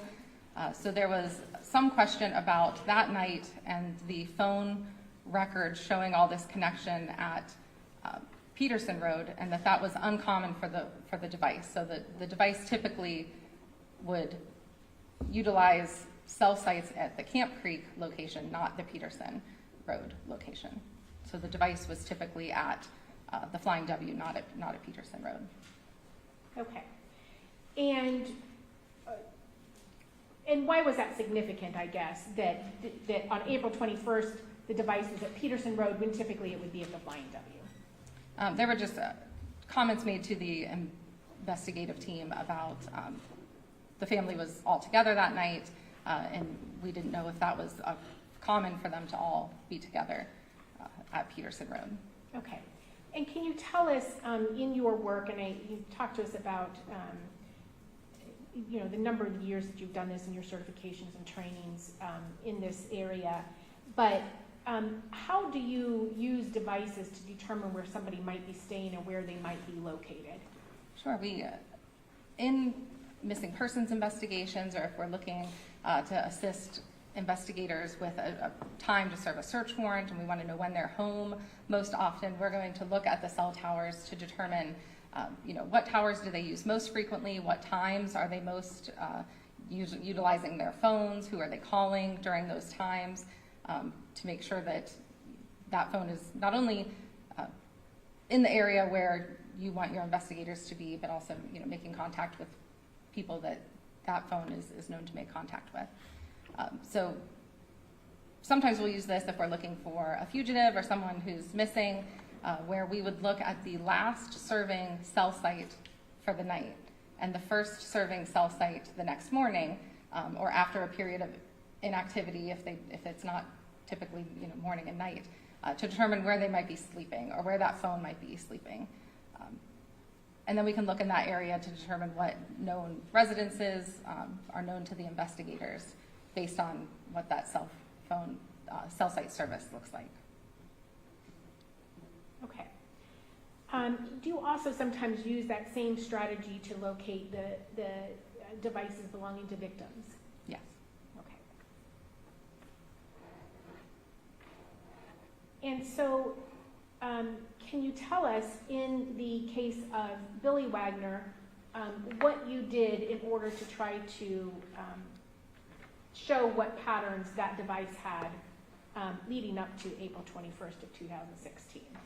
So for this analysis, we had the records starting January 1st, and the investigative team had questioned whether this was a typical pattern for Billy's phone to stay at Peterson Road. So I started in April and started looking at that last serving cell site and the first serving cell site in the morning. So the last one at night, the first one in the morning, to determine if it was the Camp Creek cell sites or the Peterson Road cell site. Okay. And were you able to make a determination based on that about the patterns of that device? Yes, I was able to go each day in that calendar year to determine what each of those cell sites were, and I put them on a calendar just to help keep track and help provide a visual to law enforcement investigators about that activity. Let me go to MM31, please.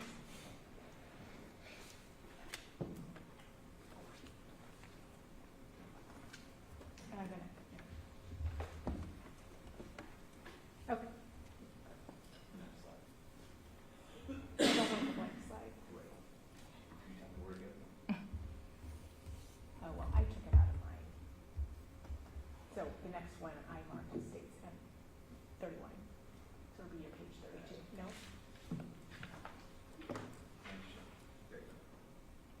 What's that? MM31.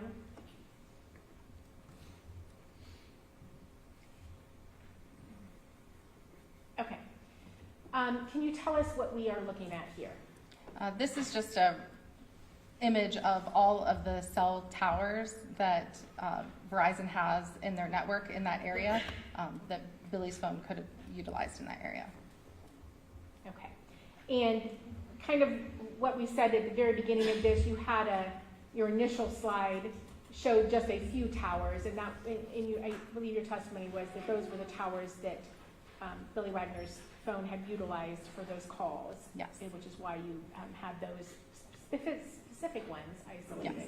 Yeah, those were the only towers that his phone utilized that day.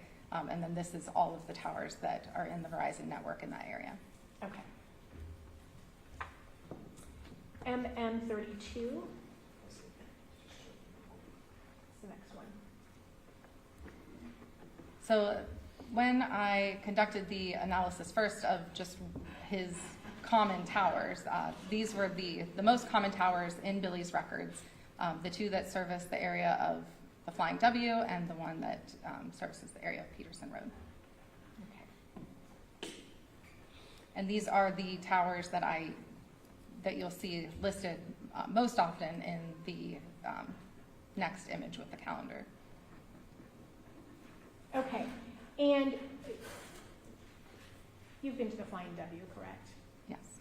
You know how large of a property that is. Yes. Correct? 1,000+ acres. So would it just basically depend where the Flying W was, which tower would service him, or? Both would it's kind of at the far stretches of the radio frequency for either of these towers, so it's not uncommon for a cell site to maybe not like bounce back, I guess, and forth between two towers that would service in the same area. I personally have Verizon service, so I understood the struggle of getting a signal in that area and kind of walking around trying to find a signal to make a call or receive a call. Okay. Okay, so going to turn your attention to, I believe you indicated you put it in calendar form, correct? Yes, this was something I wasn't sure how to best present all of this information. I could obviously do the analysis, doing my nerdy pivot tables and things in Excel, but how to then portray this to the investigative team afterwards, I came up with this calendar format of his last serving cell site and his first serving cell site for each day. Okay. And how far back did you go? For the beginning of the records on January 1st until the end of April. Okay.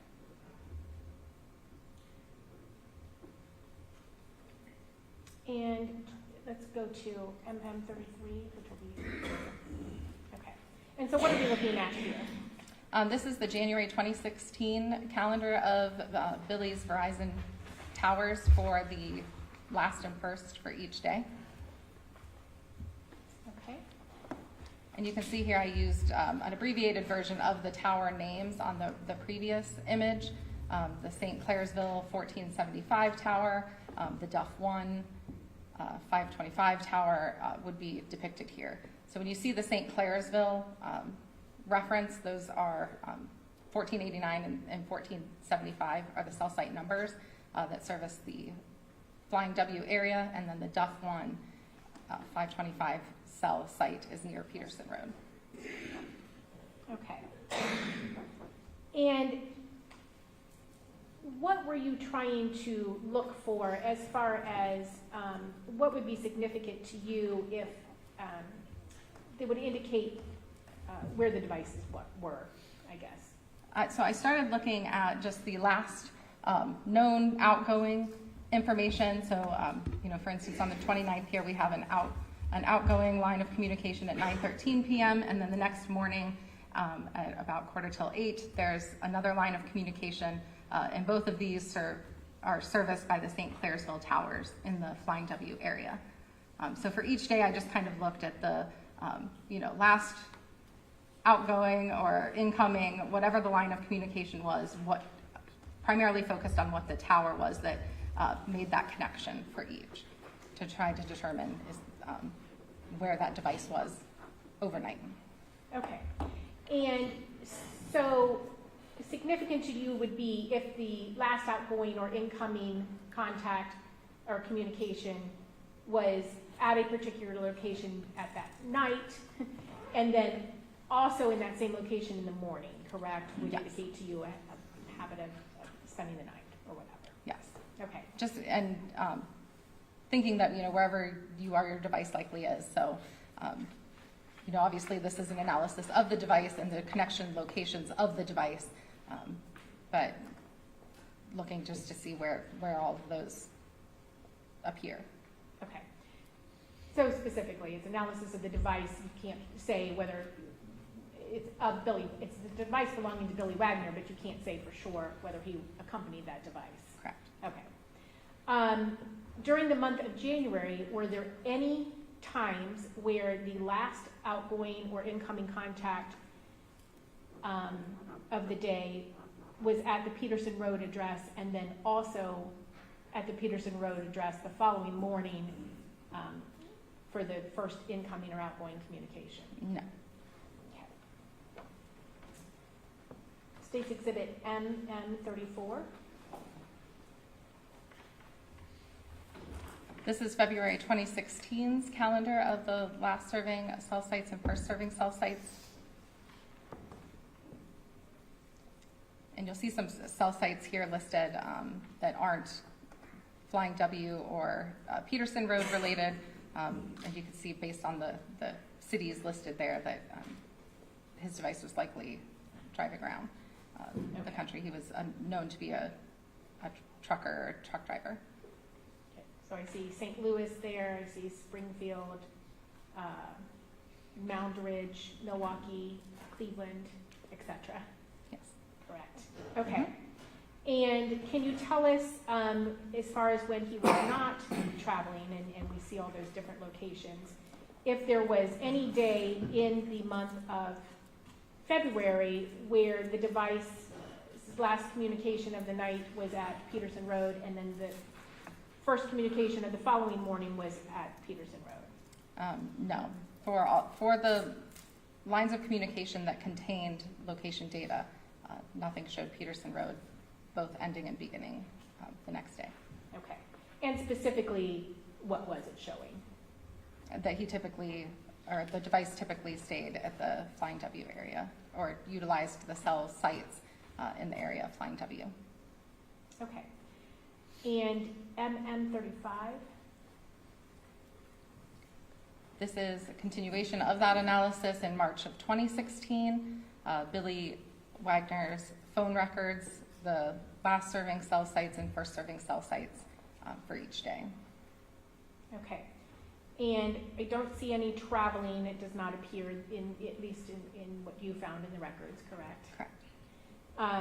But same question, was there ever a day where the last outgoing communication for that device was at Peterson Road, and then same with the following morning? No, there was not. Okay. And again, what towers were they hitting off of? The device typically used the cell sites 1475 and 1489 that serviced in the area of Flying W. Okay. And then April of 2016, MM36. This is April 2016's calendar of Billy's last serving cell site and first serving cell site. Okay. And can you tell us what you find that day, or in that month? In this month, when I conducted the analysis, you can see that most of them end with St. Clairsville and start with the St. Clairsville network and towers. But on the evening of the 21st, you see this change in the records ending and beginning their day with the Duff 1 network in that cell site 525. Okay. And specifically, you have the last cell site on the Duff 1, which is the services the Peterson Road address, correct? Yes. At 11:04 p.m. And then the first phone utilization the following morning, also still located at Peterson Road, correct? Correct. And then, again, through kind of the end of April, do you see that same pattern continuing as far as the Peterson Road address? Yes. So then from that point forward, you see a shift in the device's behavior, that now the typical last serving cell site and first serving cell site the next morning are in the Peterson Road area, or in the Peoples area.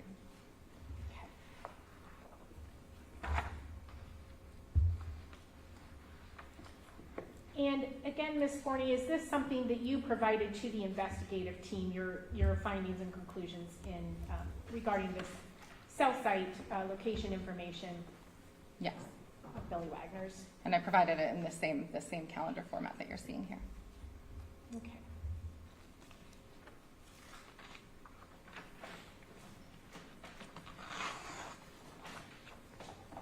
Okay, was that the extent of the analysis you did regarding Billy's phone records at this time?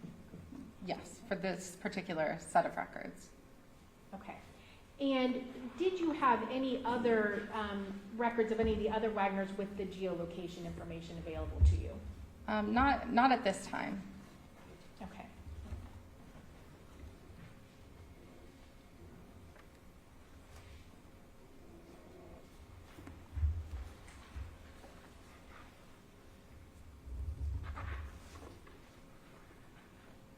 And again, you did continue to work on this case even after you provided this information to the investigative team, correct? Yes, I did. Okay. I have no other questions at this time, Your Honor. The defense may cross-examine.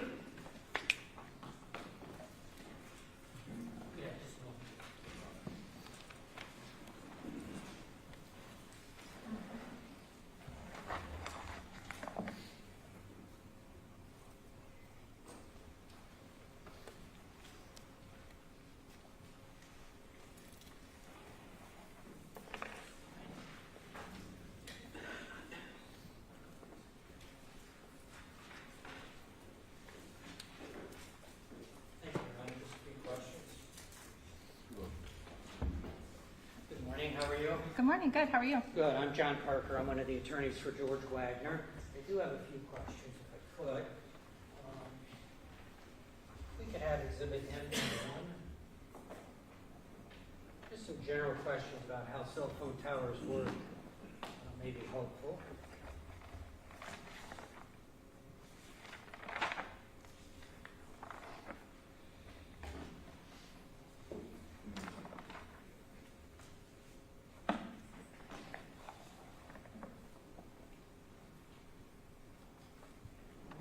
Okay, you see MM1 there, correct? Correct. Okay. I don't have those listed, but I'll trust the process. It's the same image up here as on your monitor? Yes. Okay. I believe that states MM1. Now, let's just look at what is, you label, I believe it's Duff 1525, is that correct? Yes. All right, that's the label for a tower near Peterson Road, is that right? Yes. All right. And you described earlier how each tower has 3 different sides, correct? Correct.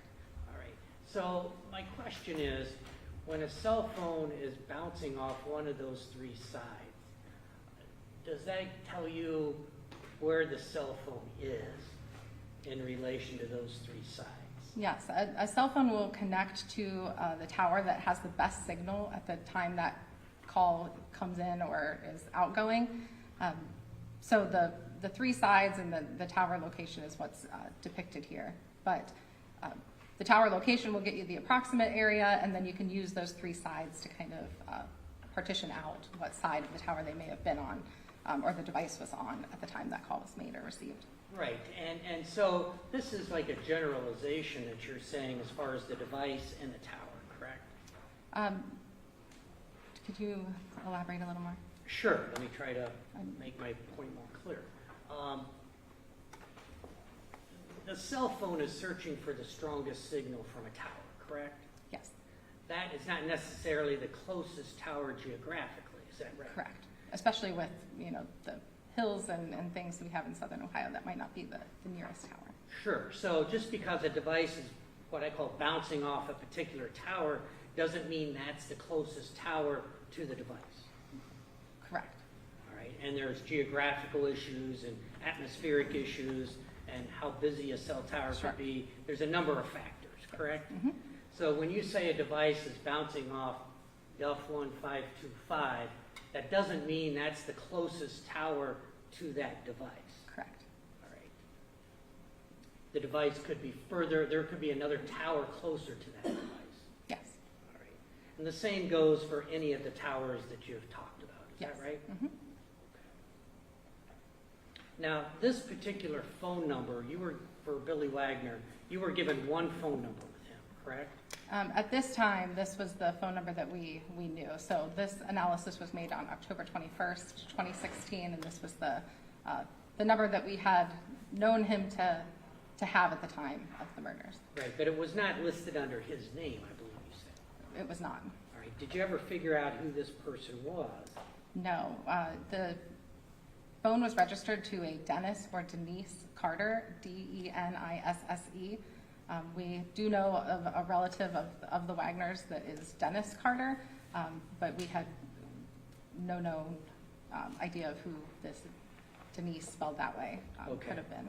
So you don't know if it was Carter who was using this device listed under Carter's name?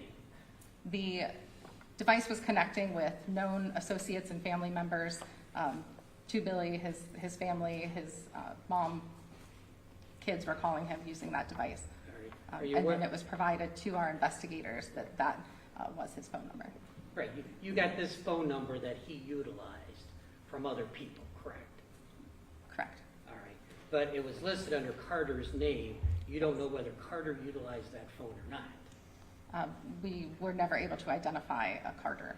Okay. Now, are you aware of the term minute phones or burner phones? Yes. What are those? That's just kind of a colloquial name that you give to a phone that you don't register in your name or that you just purchase prepaid minutes for. But typically, people that want to switch phone numbers quickly or don't want to have information tied to themselves could potentially purchase these burner phones. And they're very common and easy to buy, is that right? Yes. All right, so if I wanted to use one of these minute phones, I could go to a store that sold them, buy one, either with a credit card or with cash, Sure. and not give them any personal information, That's correct. and utilize that phone however I wanted to. Yes. And it could not be traced back to me. We would try, but You would try. I'm sure you would try. there's ways. Depending on who, if you, especially a credit card, we could maybe trace it that way. Or Of course, if there's a something credit like card, cash is much more difficult. that. Right.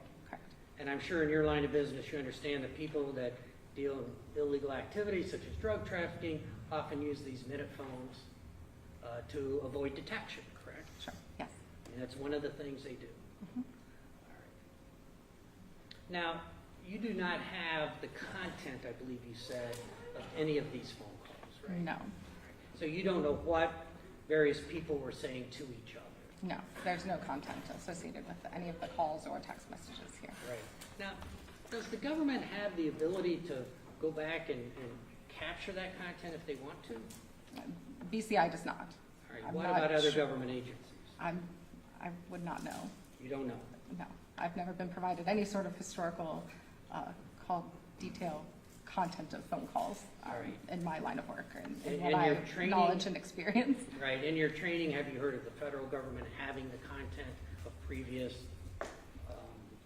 No. cell phone numbers? No. You've never heard of that? From news stories and things like that, Okay. I could surmise that there's maybe some option out there, but I'm not familiar with how to receive it, how to analyze it, what it contains. All right. I have Fair no enough. knowledge of that. Fair enough. So I guess my another question, which maybe you answered this, but just to be clear in my mind, these tower records give you an idea of where the device is, but Yes. it's not an exact location. No, and this is, to elaborate on that a bit, this is showing a depiction of the side. This is not inferring that this is the radio frequency or the footprint of that tower. It's just giving you a general idea of what side of the tower and the tower's location. So you can't say how close the device was to the tower. No, I can just say that that's the side and the location of the tower.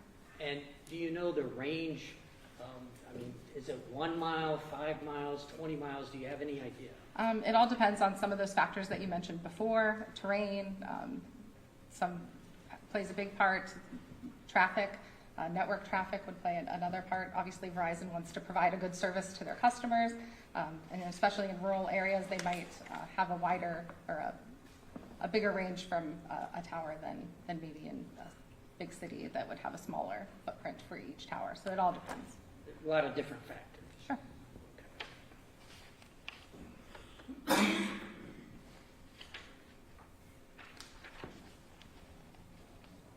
I could have just a few moments.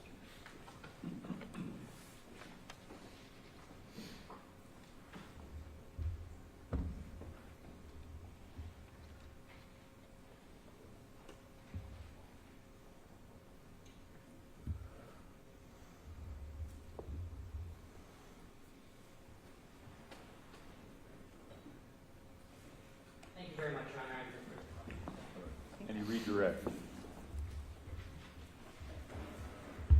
Yeah, sure.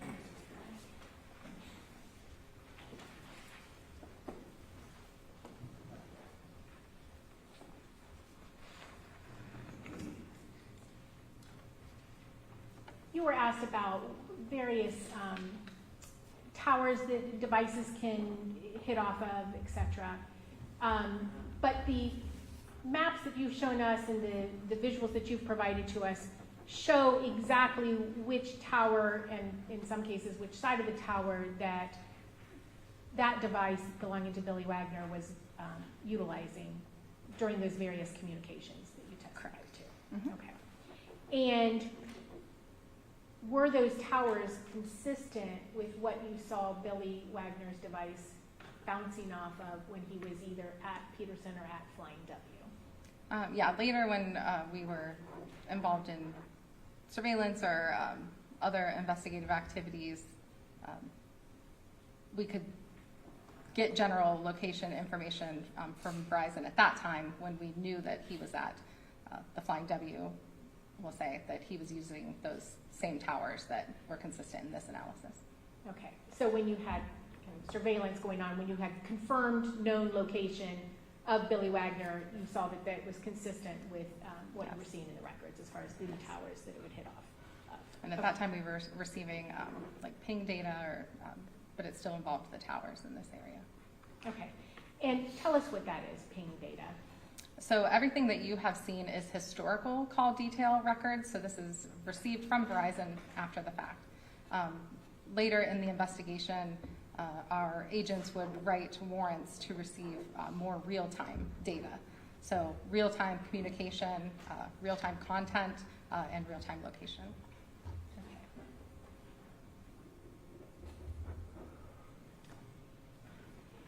And through that, you were able to confirm that these are the towers that that device would hit off when it was in those respective locations, correct? Correct. And do you tell us what a pen register is?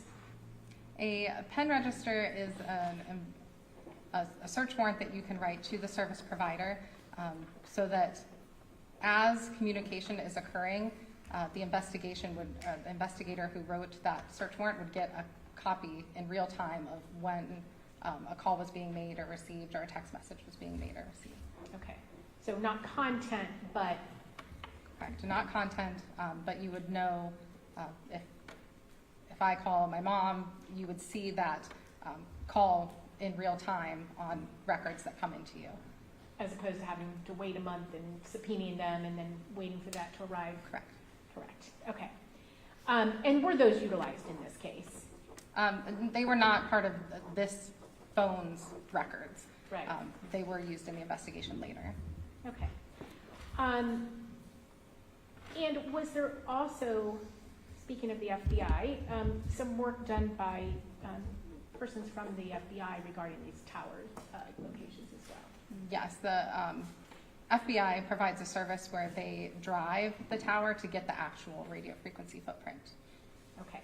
And again, did that confirm what you saw in Billy's records as far as the towers his device would bounce off of when he was either at the Flying W or at Peterson Road? The request to the FBI was specific to which tower serviced the crime scenes. So they did not drive the towers known to be utilized by Billy's phone. They were primarily focused on what towers would service the crime scene. Okay. State's Exhibit MM6.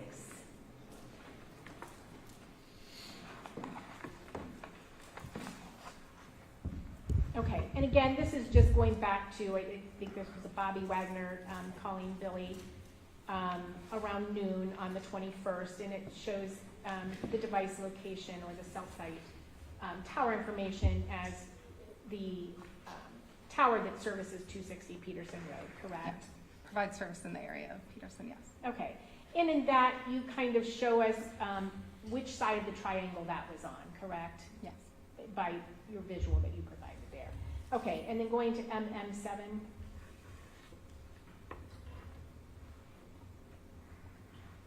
And again, this is a call now, another incoming call from Bobby Wagner. Shortly after 11:58 p.m. And at that time you have, and I believe when you testified on direct testimony, you indicated that would be on the east side of that triangle. Yes, the southeast side of that tower serviced that call. Okay, so that was information that you were able to glean from those records and the geolocation information provided by the records from Verizon, correct? Okay.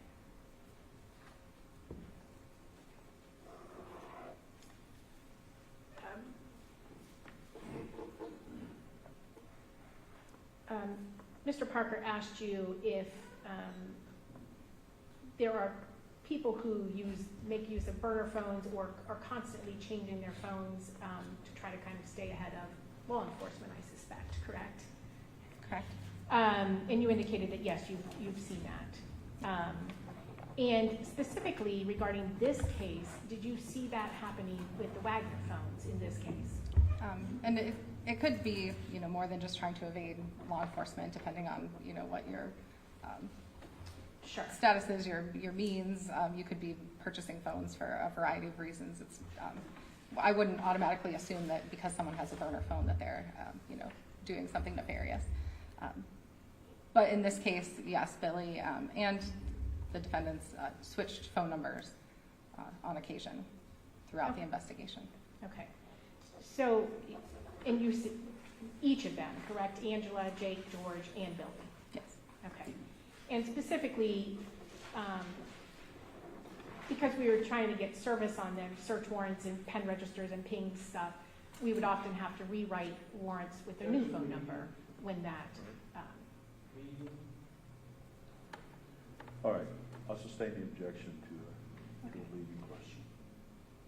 Would we have to write, would new search warrants have to be written if there was a new number?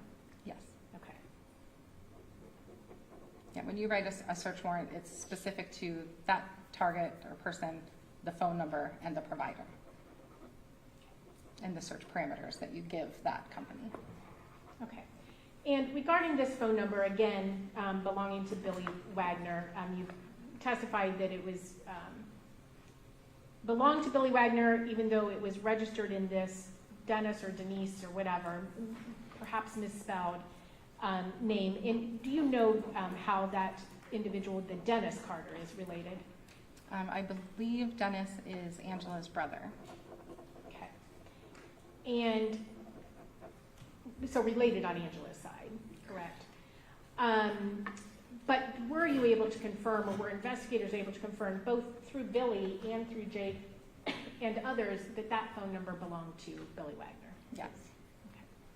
And again, I believe you testified that the investigators contacted him on that phone. I believe the family for sure had mentioned that that was a number that was utilized by Billy. The family members had said that that was his phone number.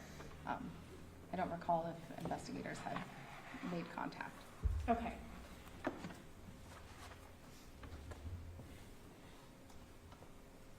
There was never any indication that this individual known as Dennis or Denise or whatever ever utilized that phone, correct?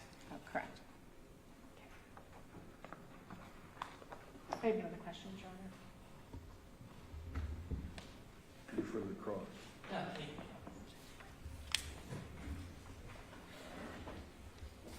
You may sit down.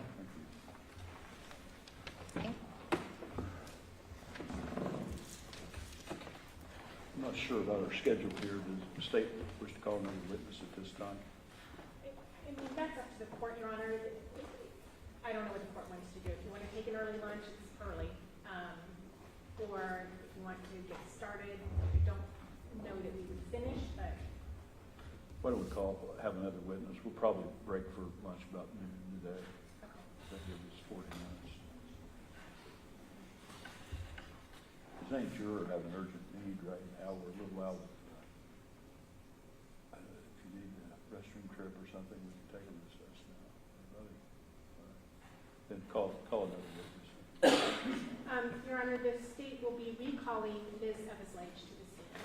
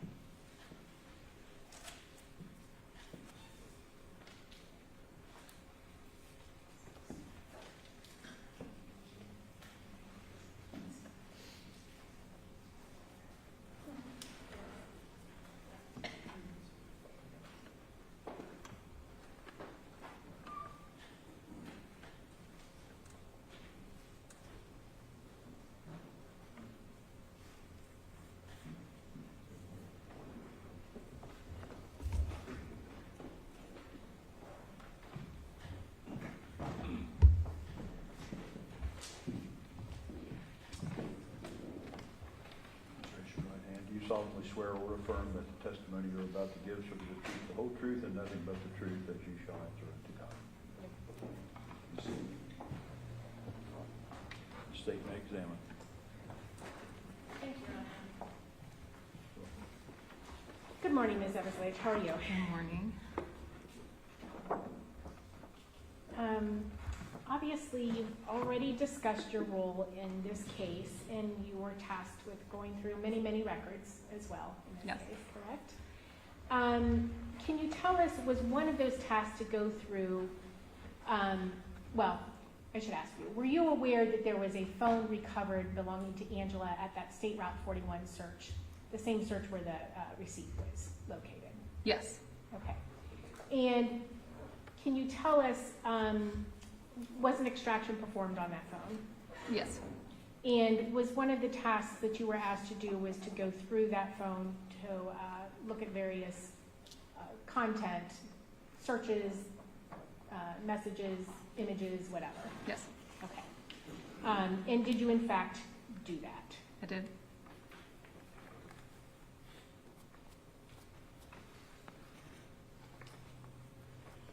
And did you prepare a visual of some of the items that you found for presentation today? I did.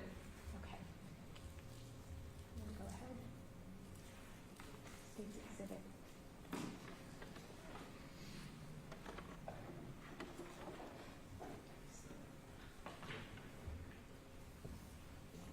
Is that showing up for you? Yeah. As well in front of you? Yeah. Okay.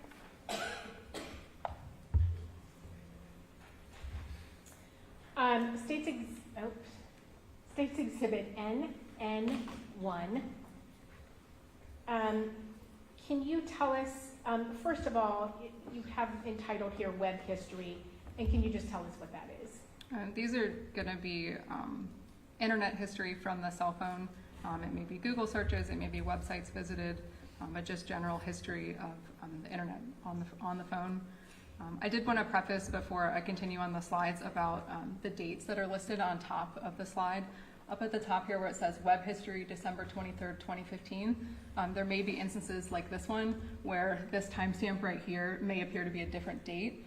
There seemed to have been either an issue from the phone itself, whatever time zone it was in, or something with the extraction itself when our cybercrimes analyst looked at it. For whatever reason, the timestamps are not in the exact time zone that we were in at the time that this particular web history took place. So I've adjusted the dates to reflect on the very top of each slide to be the correct date in Eastern time that we would have been at that point. Okay, and we've heard some discussion about UTC. What is UTC? UTC is just a standard time that we use to convert.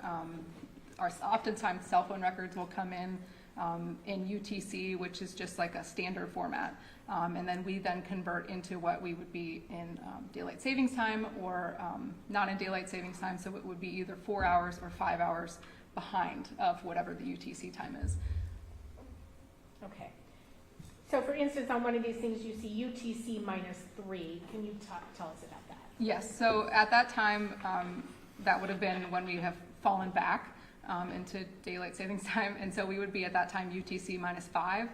So I've converted or taken away 2 hours from that timestamp to reflect that it's actually December 23rd. So it can be a little confusing, but I've adjusted them at the very top slide to make it less confusing, hopefully. And it's just a matter of 3 hours or a matter of up to 5 hours, depending on what time we're in at that time of year. Okay. All right. So tell us what this first visual depicts on December 23rd, 2015.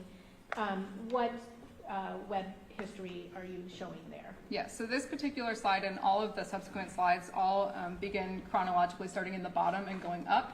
So the bottom line here is a Google search for Alaska houses for sale in what I believe to be in Seward, which is a city or a town in Alaska.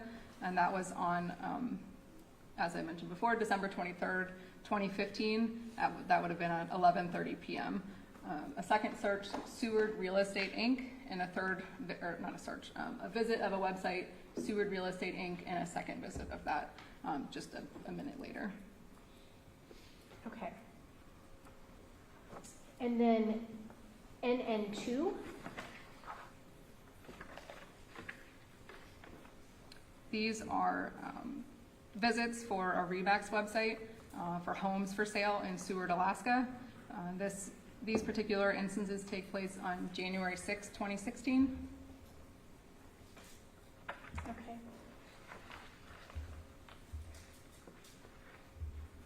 And then NN3.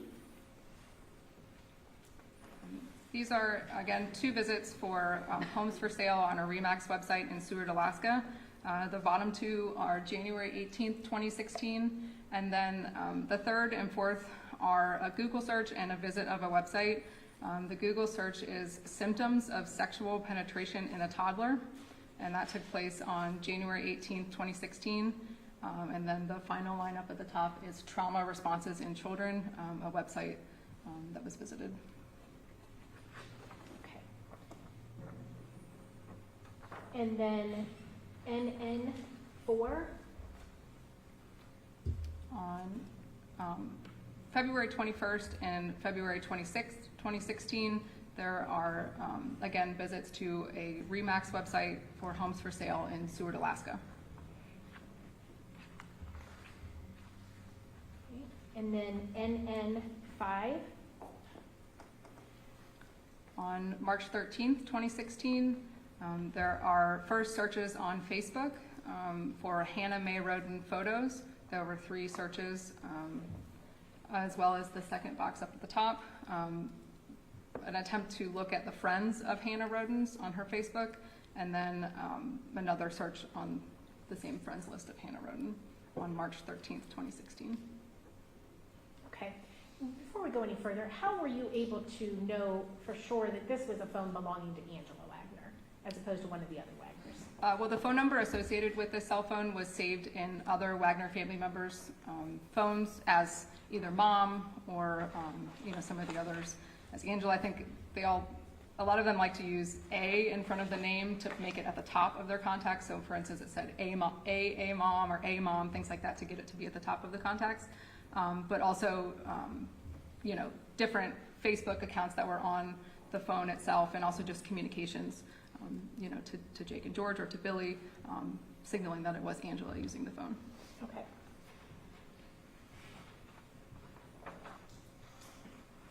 NN6. This is continued web history related to Alaska on March 27th, 2016. First is a Google search of just Alaska. The second is a Google result associated with that. And then the third one, rape culture in the Alaskan wilderness, a website called The Atlantic with an article, another article from The Atlantic, 30 years of Cohen's, Barton Fink. And then finally, it appears to be a revisit of the rape culture in the Alaskan wilderness article. Okay. And then NN7. These are continued visits or searches related to Alaska on March 27th, 2017. Alaska Google searches, specifically moving to Alaska, everything you need to know. It was alaska.net article. Alaskan real estate, and Alaskan employment on March 27th. Okay. And then NN8. These are continued website visits or Google searches for things pertaining to Alaska, specifically Kenai, which is a city or town in Alaska, visiting Craigslist, things for sale, Anchorage jobs, team owner operator job listings, and team driver listings on Craigslist. And are you aware of where the Wagners ultimately moved to when they moved to Alaska? The Kenai Peninsula.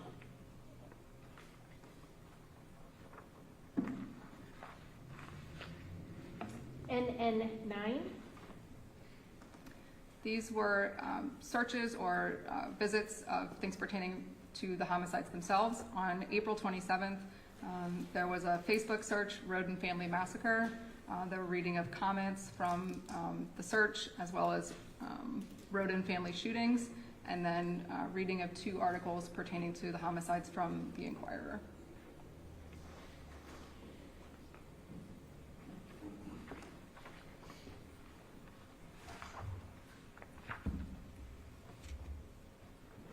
Okay, and then moving to State's Exhibit N10.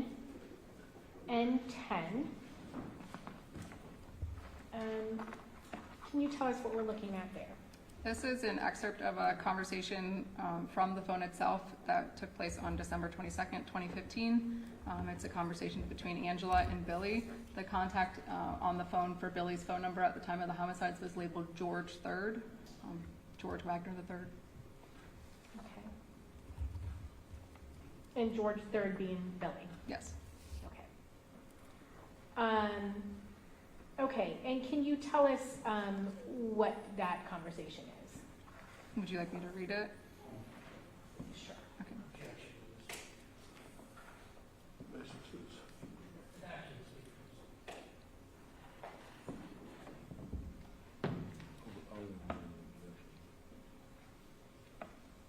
You may read it. Okay. Message from Billy, can't sleep. From Angela, is your back hurting? From Billy, is everything is so fucked up and I am a fucking cripple, near useless. Angela, I still love you, but I would like to spend some time with you. Just you, not all our problems. Billy, that's not going to happen and it's only going to get worse. Shit just starting. Angela, what are you talking about? I'm trying to understand. Billy, I am preparing my head for disaster. Angela, for what? Your dad or Jake? Billy, just everything has turned to shit. All. Angela, yes, I agree with you. Can I help you in any way? Billy, bullet to the head would fix me right up. Okay. State's Exhibit NN11. This is an additional conversation between Angela and Billy. Billy, look, I hate this, but nothing we can do about now. Vine needs you. I can take of myself. Angela, I know, but he is kind of worth it. We could get a hotel room sometime after Christmas. I can bring him. It would be fun. Maybe. Angela, and you can't take care of yourself. Not on everything. Billy, and I can't do another 20 fighting with George and Jake. I can't. Angela, I understand, but they are not going to live with me forever. Billy, oh yes, they will. They are embedded forever. Angela, no, they will not go far away, but they want their 3 own house. I want them to get their own house. Billy, and he is worth it. He is worth anything.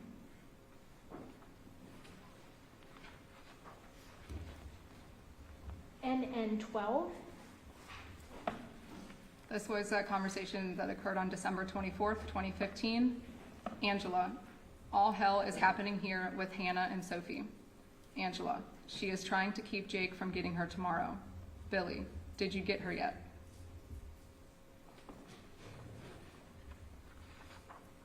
NN 13. This was a conversation on December 31st, 2015. Billy, you can run away with me.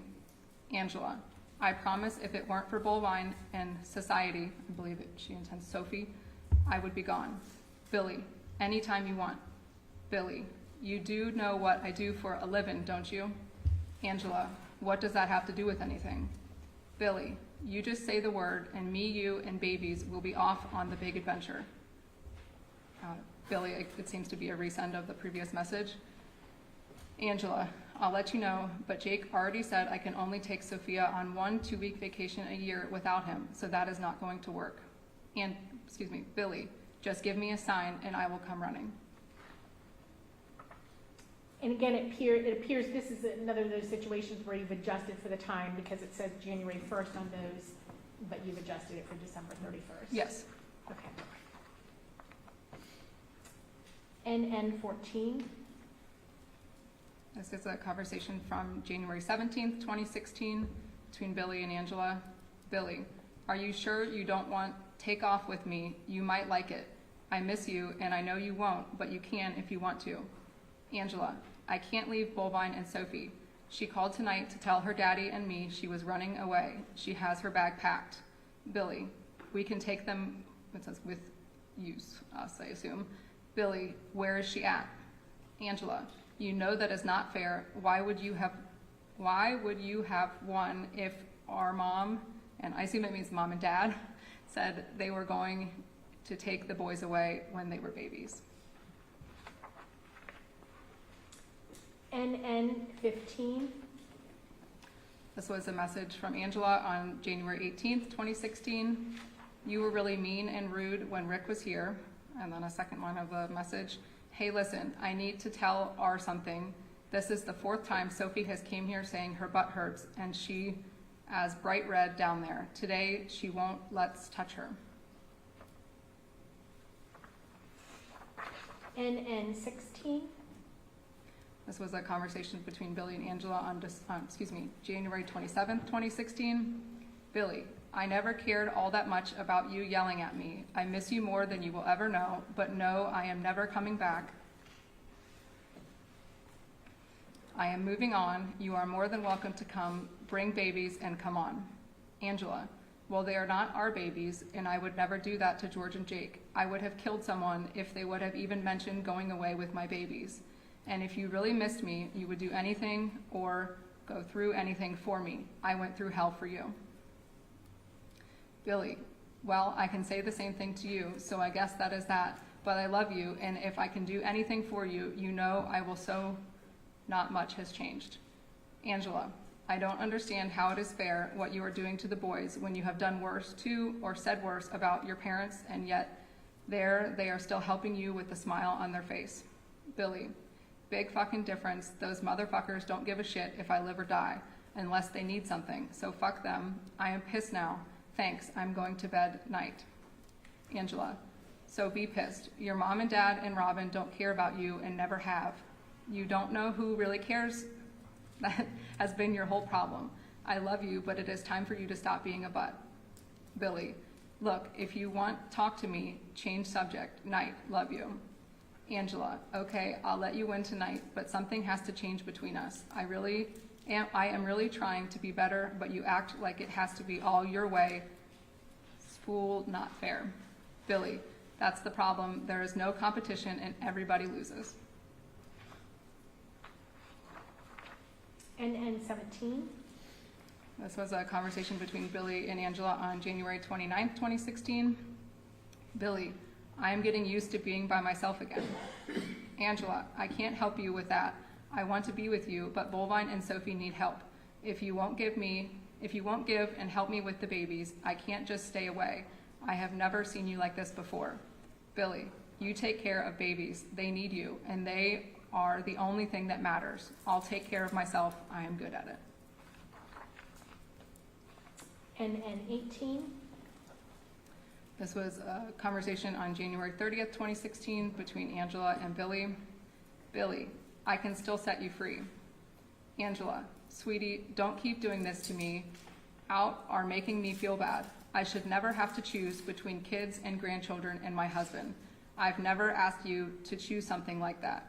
Billy, bet you can't tell me what I would choose.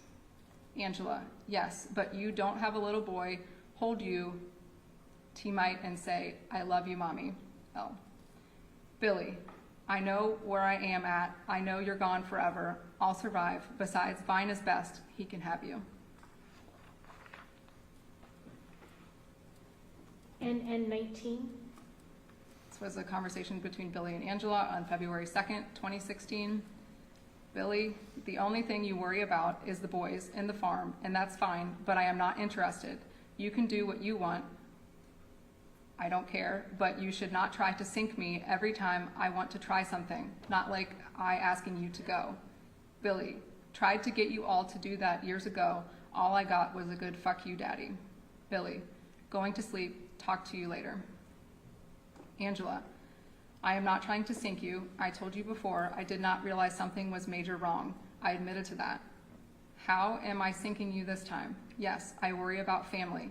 You and I are important, but the whole group of us is important too. I am not trying to stop you from anything. I thought we were trying to just talk to each other. Billy, it's a fine mess. Angela, well, maybe it is worth you helping me work it out. Billy, driving, got to go, I love you. I don't think it's fixable this time. And 20? This was another conversation on February 2nd, 2016 between Billy and Angela. Billy, yeah, it's the little bastards. As for you, they are your monsters. You keep them. Angela, I will keep them, but if you only knew how much they act and think like you won with them. I should have had girls. So are you getting us a place? Billy, no, I am get me and my dog a camper. You stay with them and take a Vine because he needs you more than I do. Angela, thought you was going to build me a cob house. Angela, hello? Billy, why? You're not going anywhere. Angela, I was really looking forward to doing something big with you.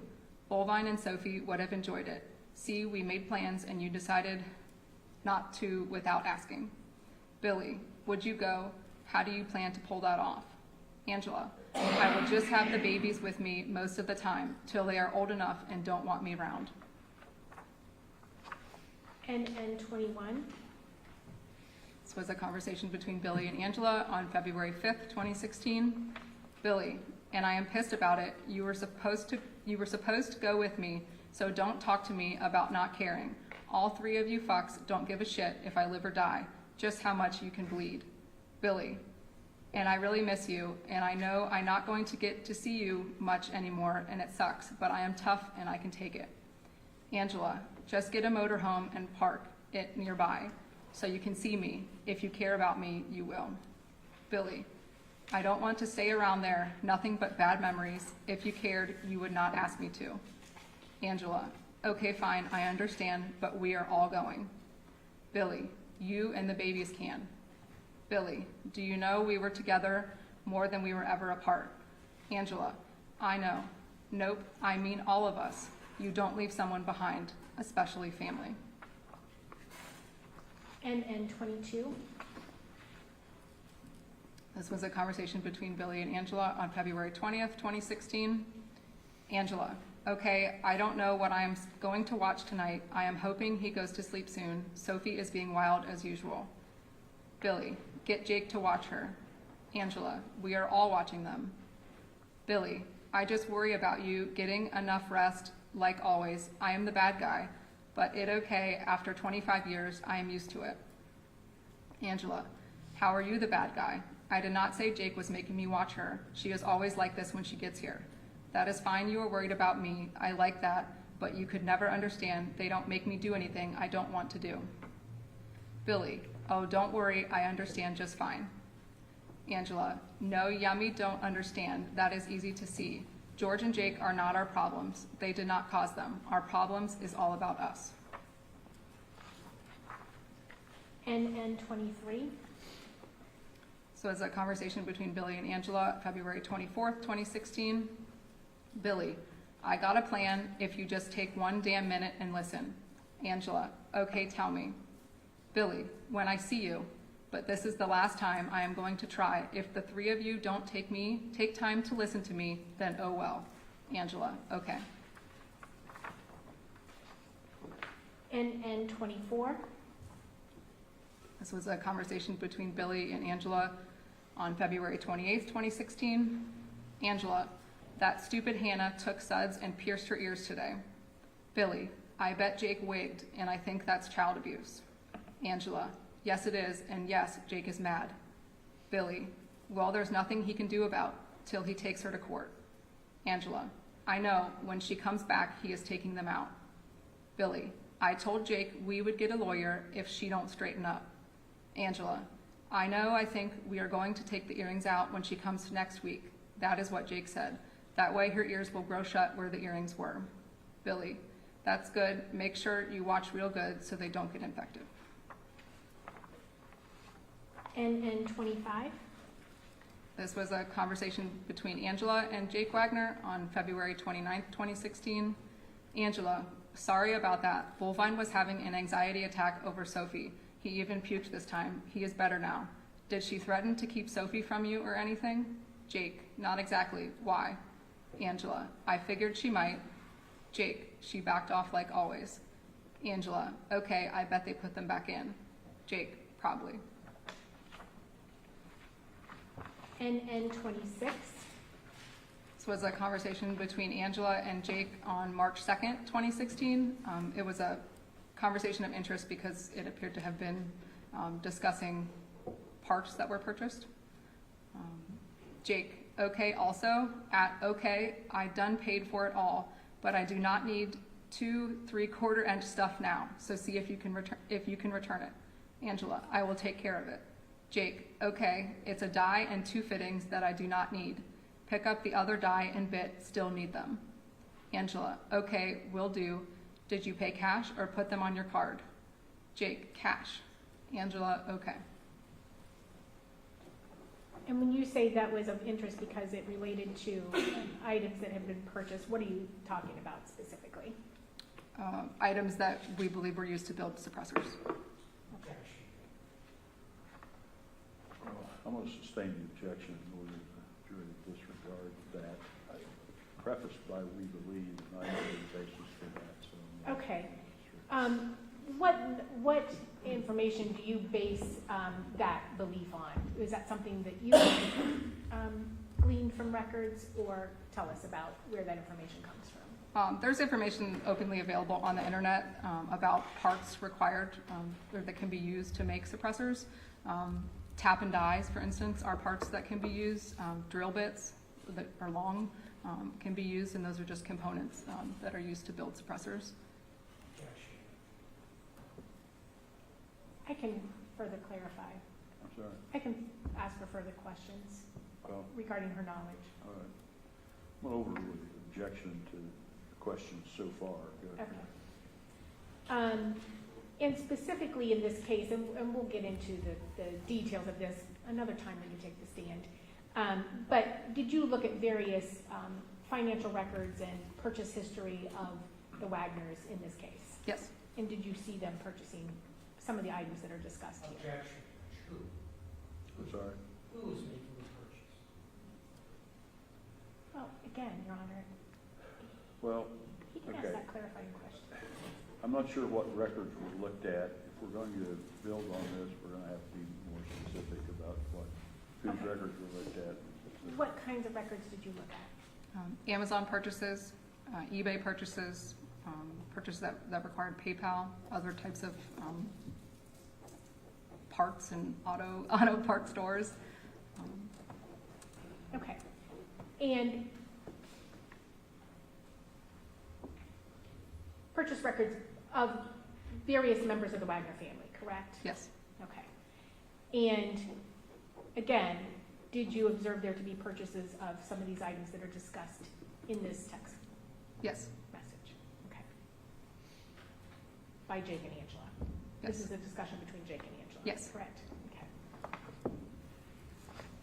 NN 27?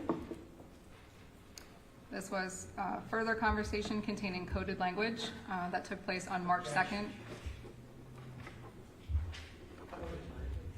Sorry. Coded language. Well, look, if the witness is going to read this, and I've permitted that, Yeah. we can't have it, we can't have editorials. It just has to be what's there. And if there's some explanation needed, there's gonna have to be some foundation for explanation. Okay, and I can do that. And I would also submit, I mean, Mr. Parker will have an opportunity to cross-examine this witness as well, so. Well, I understand, but we're reading the raw material from this. Sure. Should be editorialized about. Okay, thank you, Your Honor. This was a conversation that took place on March 2nd, 2016 between Angela and Jake. Jake, P.S. Look in the cabinet at the bottom of stairs, not finished yet and need one more. Angela, are there pink bunnies there? Jake, one is. Angela, what about sprinkles? Jake, ain't got them yet. They are coming in mail and at OK next Friday.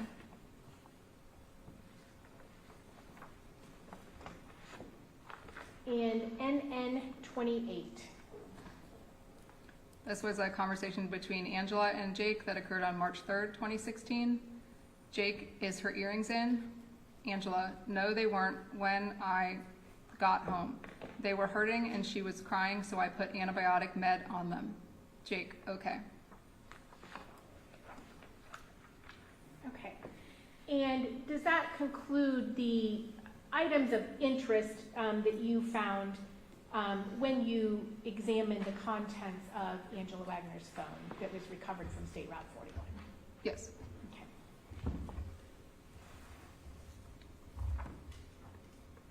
And I assume there were more messages and more web searches than what you have provided here today? Yes. Okay.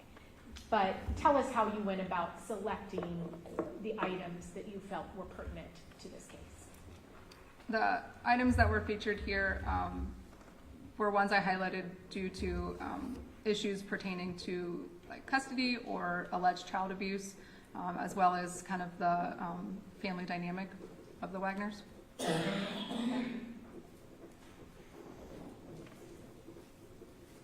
And you indicated the one where it talked about pink bunnies, you believe that to be not talking about bunnies?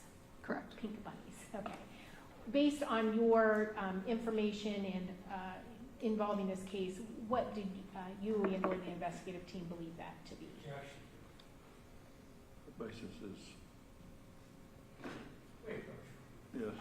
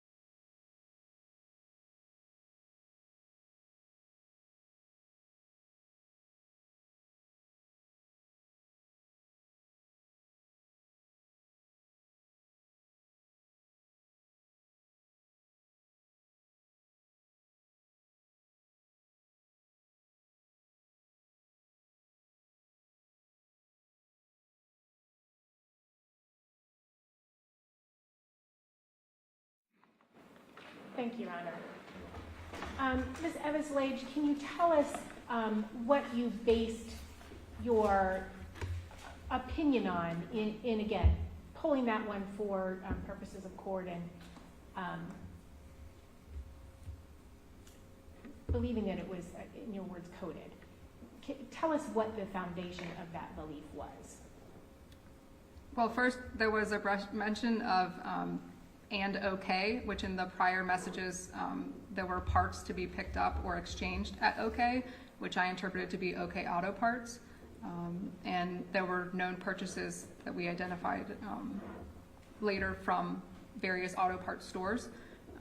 And as well as the conversation, the pink bunnies, it was highlighted at first, not knowing exactly what that meant, as well as the sprinkles.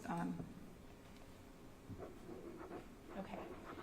That was right on the heels of the discussion about the various parts regarding what you testified to could be used to make silencers, correct? Yes. Okay.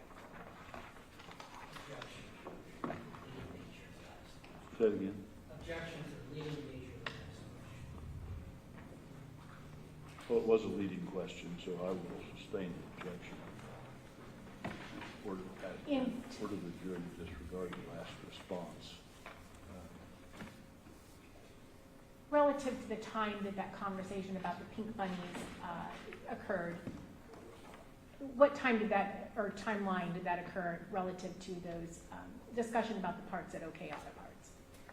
I believe that was in February of 2016. It's not on the same exact slide. But Okay. I'm not sure. Do you have?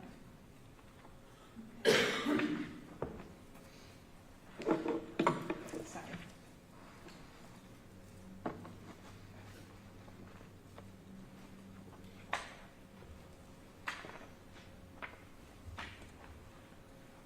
Okay, so if you can go to NN 26.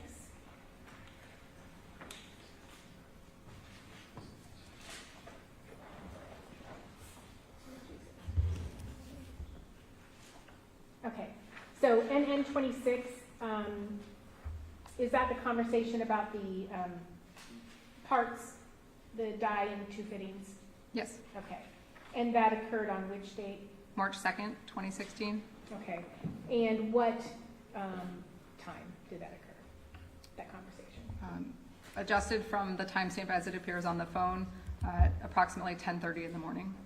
Okay, and then NN 27?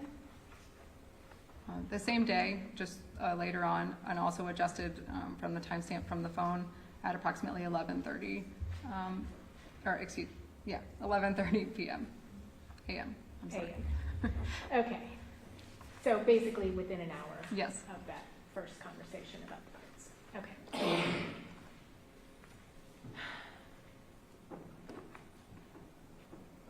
Did you also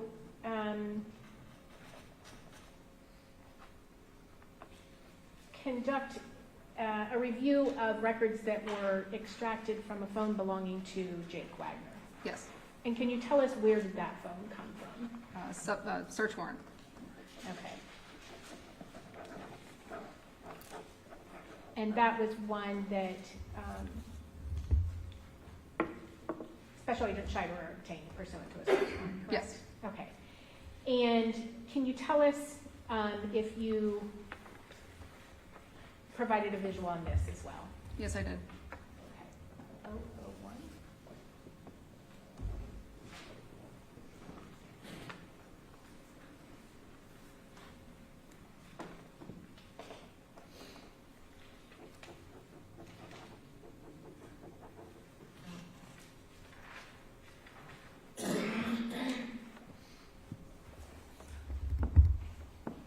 Okay, and if you can tell us what that is. This was a conversation found on Jake Wagner's iPhone from August 3rd, 2016. It's a conversation between Jake and George Wagner. I'm going to read it. George, when I found out who did it, you were going with me. Someone busted in Papal's house and robbed him last night. Jake, robbed him of what? Was he there? George, yeah, he was there when they robbed him. Jake, what did they take? Jake, and was it at gunpoint or what? George, stuff. George, I'll ask Mom, but I think so. Jake, crackheads. He's lucky they didn't shoot him. George, Yeah, but they better hope I don't find out who it is. It's going to be their worst nightmare when I find out who it was. Jake, no, it's not. We will let the cops handle it. They know what they're doing. You just need to calm down. Besides, I doubt we will ever find out who did it anyway. I'll talk to you about it when I get home. Also, don't forget to get my new title, Brake Fitting and Torches Filled, and see if retard is going to help you today. Bottom of the message, all you need to text me back is a okay with the smiley face. And then 002. This was an additional conversation from Jake Wagner's iPhone that took place on November 13th, 2016. Billy, between Billy and Jake Wagner. Billy, it's me and your mother's fault. I am really sorry for that. I know you don't believe me, but I tried not to argue in front of you and George. I really did it. The second message is really bad for a kid's self-esteem. Billy, okay, love you. We all knew to try a little bit harder to get along and not argue about shit that in the end don't mean shit. Jake, okay, I will. Billy, it was harder on George than it was on you, but you were always a little tougher. But still, Mom and should have been better. Well, love you, night. Jake, love you too. Billy, you're a good man. I am real proud of you. Jake, thank you. Billy, that's my boy for sure. Jake, yep. And is that the extent of the content that you found of note in Jake's phone, that particular phone that was recovered pursuant to a search warrant? Yes. Okay. And specifically, did you find any content in either Angela or Jake's phone around the time of the homicides that were of note? Be more specific about around the time, like in the month of April. There was limited, well, Jake Wagner's phone didn't have much of anything at all in terms of content for around the time of the homicides. Angela's had some in April of 2016, but it was limited. It was what? It was limited. Okay. And was that the same or different than the patterns you had seen of their cell phone use as to the rest of the time? Well, you want to state a basis for your objection? We don't have any evidence yet about what their pattern was. I agree there's no foundation. I'm not sure what that means, even the pattern. Okay. Did you look at the extraction for both those phones? Yes. In their entirety? Yes. Okay. Specifically looking for pertinent information? Yes. Correct. You indicated that there was very limited content on Jake's phone around the time of the homicides, my definition being April of 2016.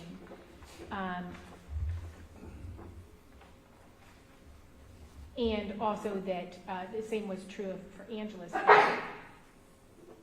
Was that the month of April 2016 use the same as in other months that you observed? On Angela's phone, no. Jake Wagner's iPhone, there wasn't really much any content available. So it's two different time frames, so it's hard to compare. But for Angela's phone, certainly there was very limited content for the week leading up to the homicides. Okay.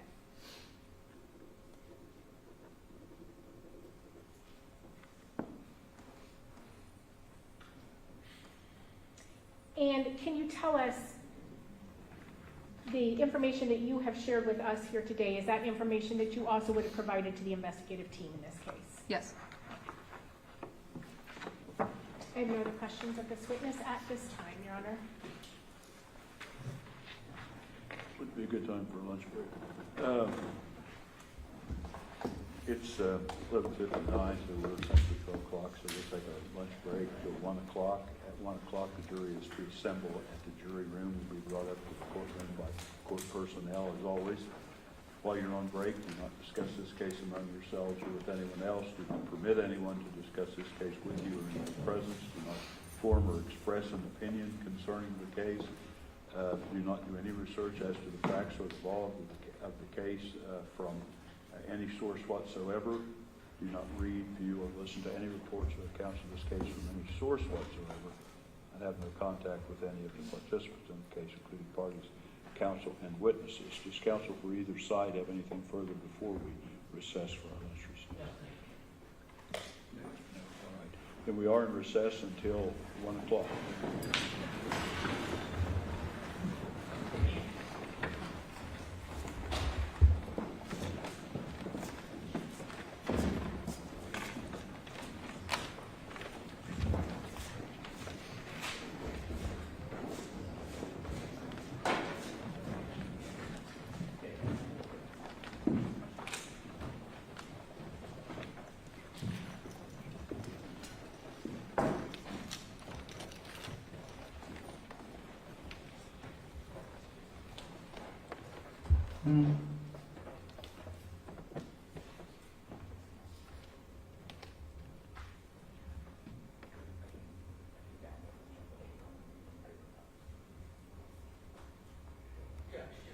Yes, the jury having gone, was there something else that you?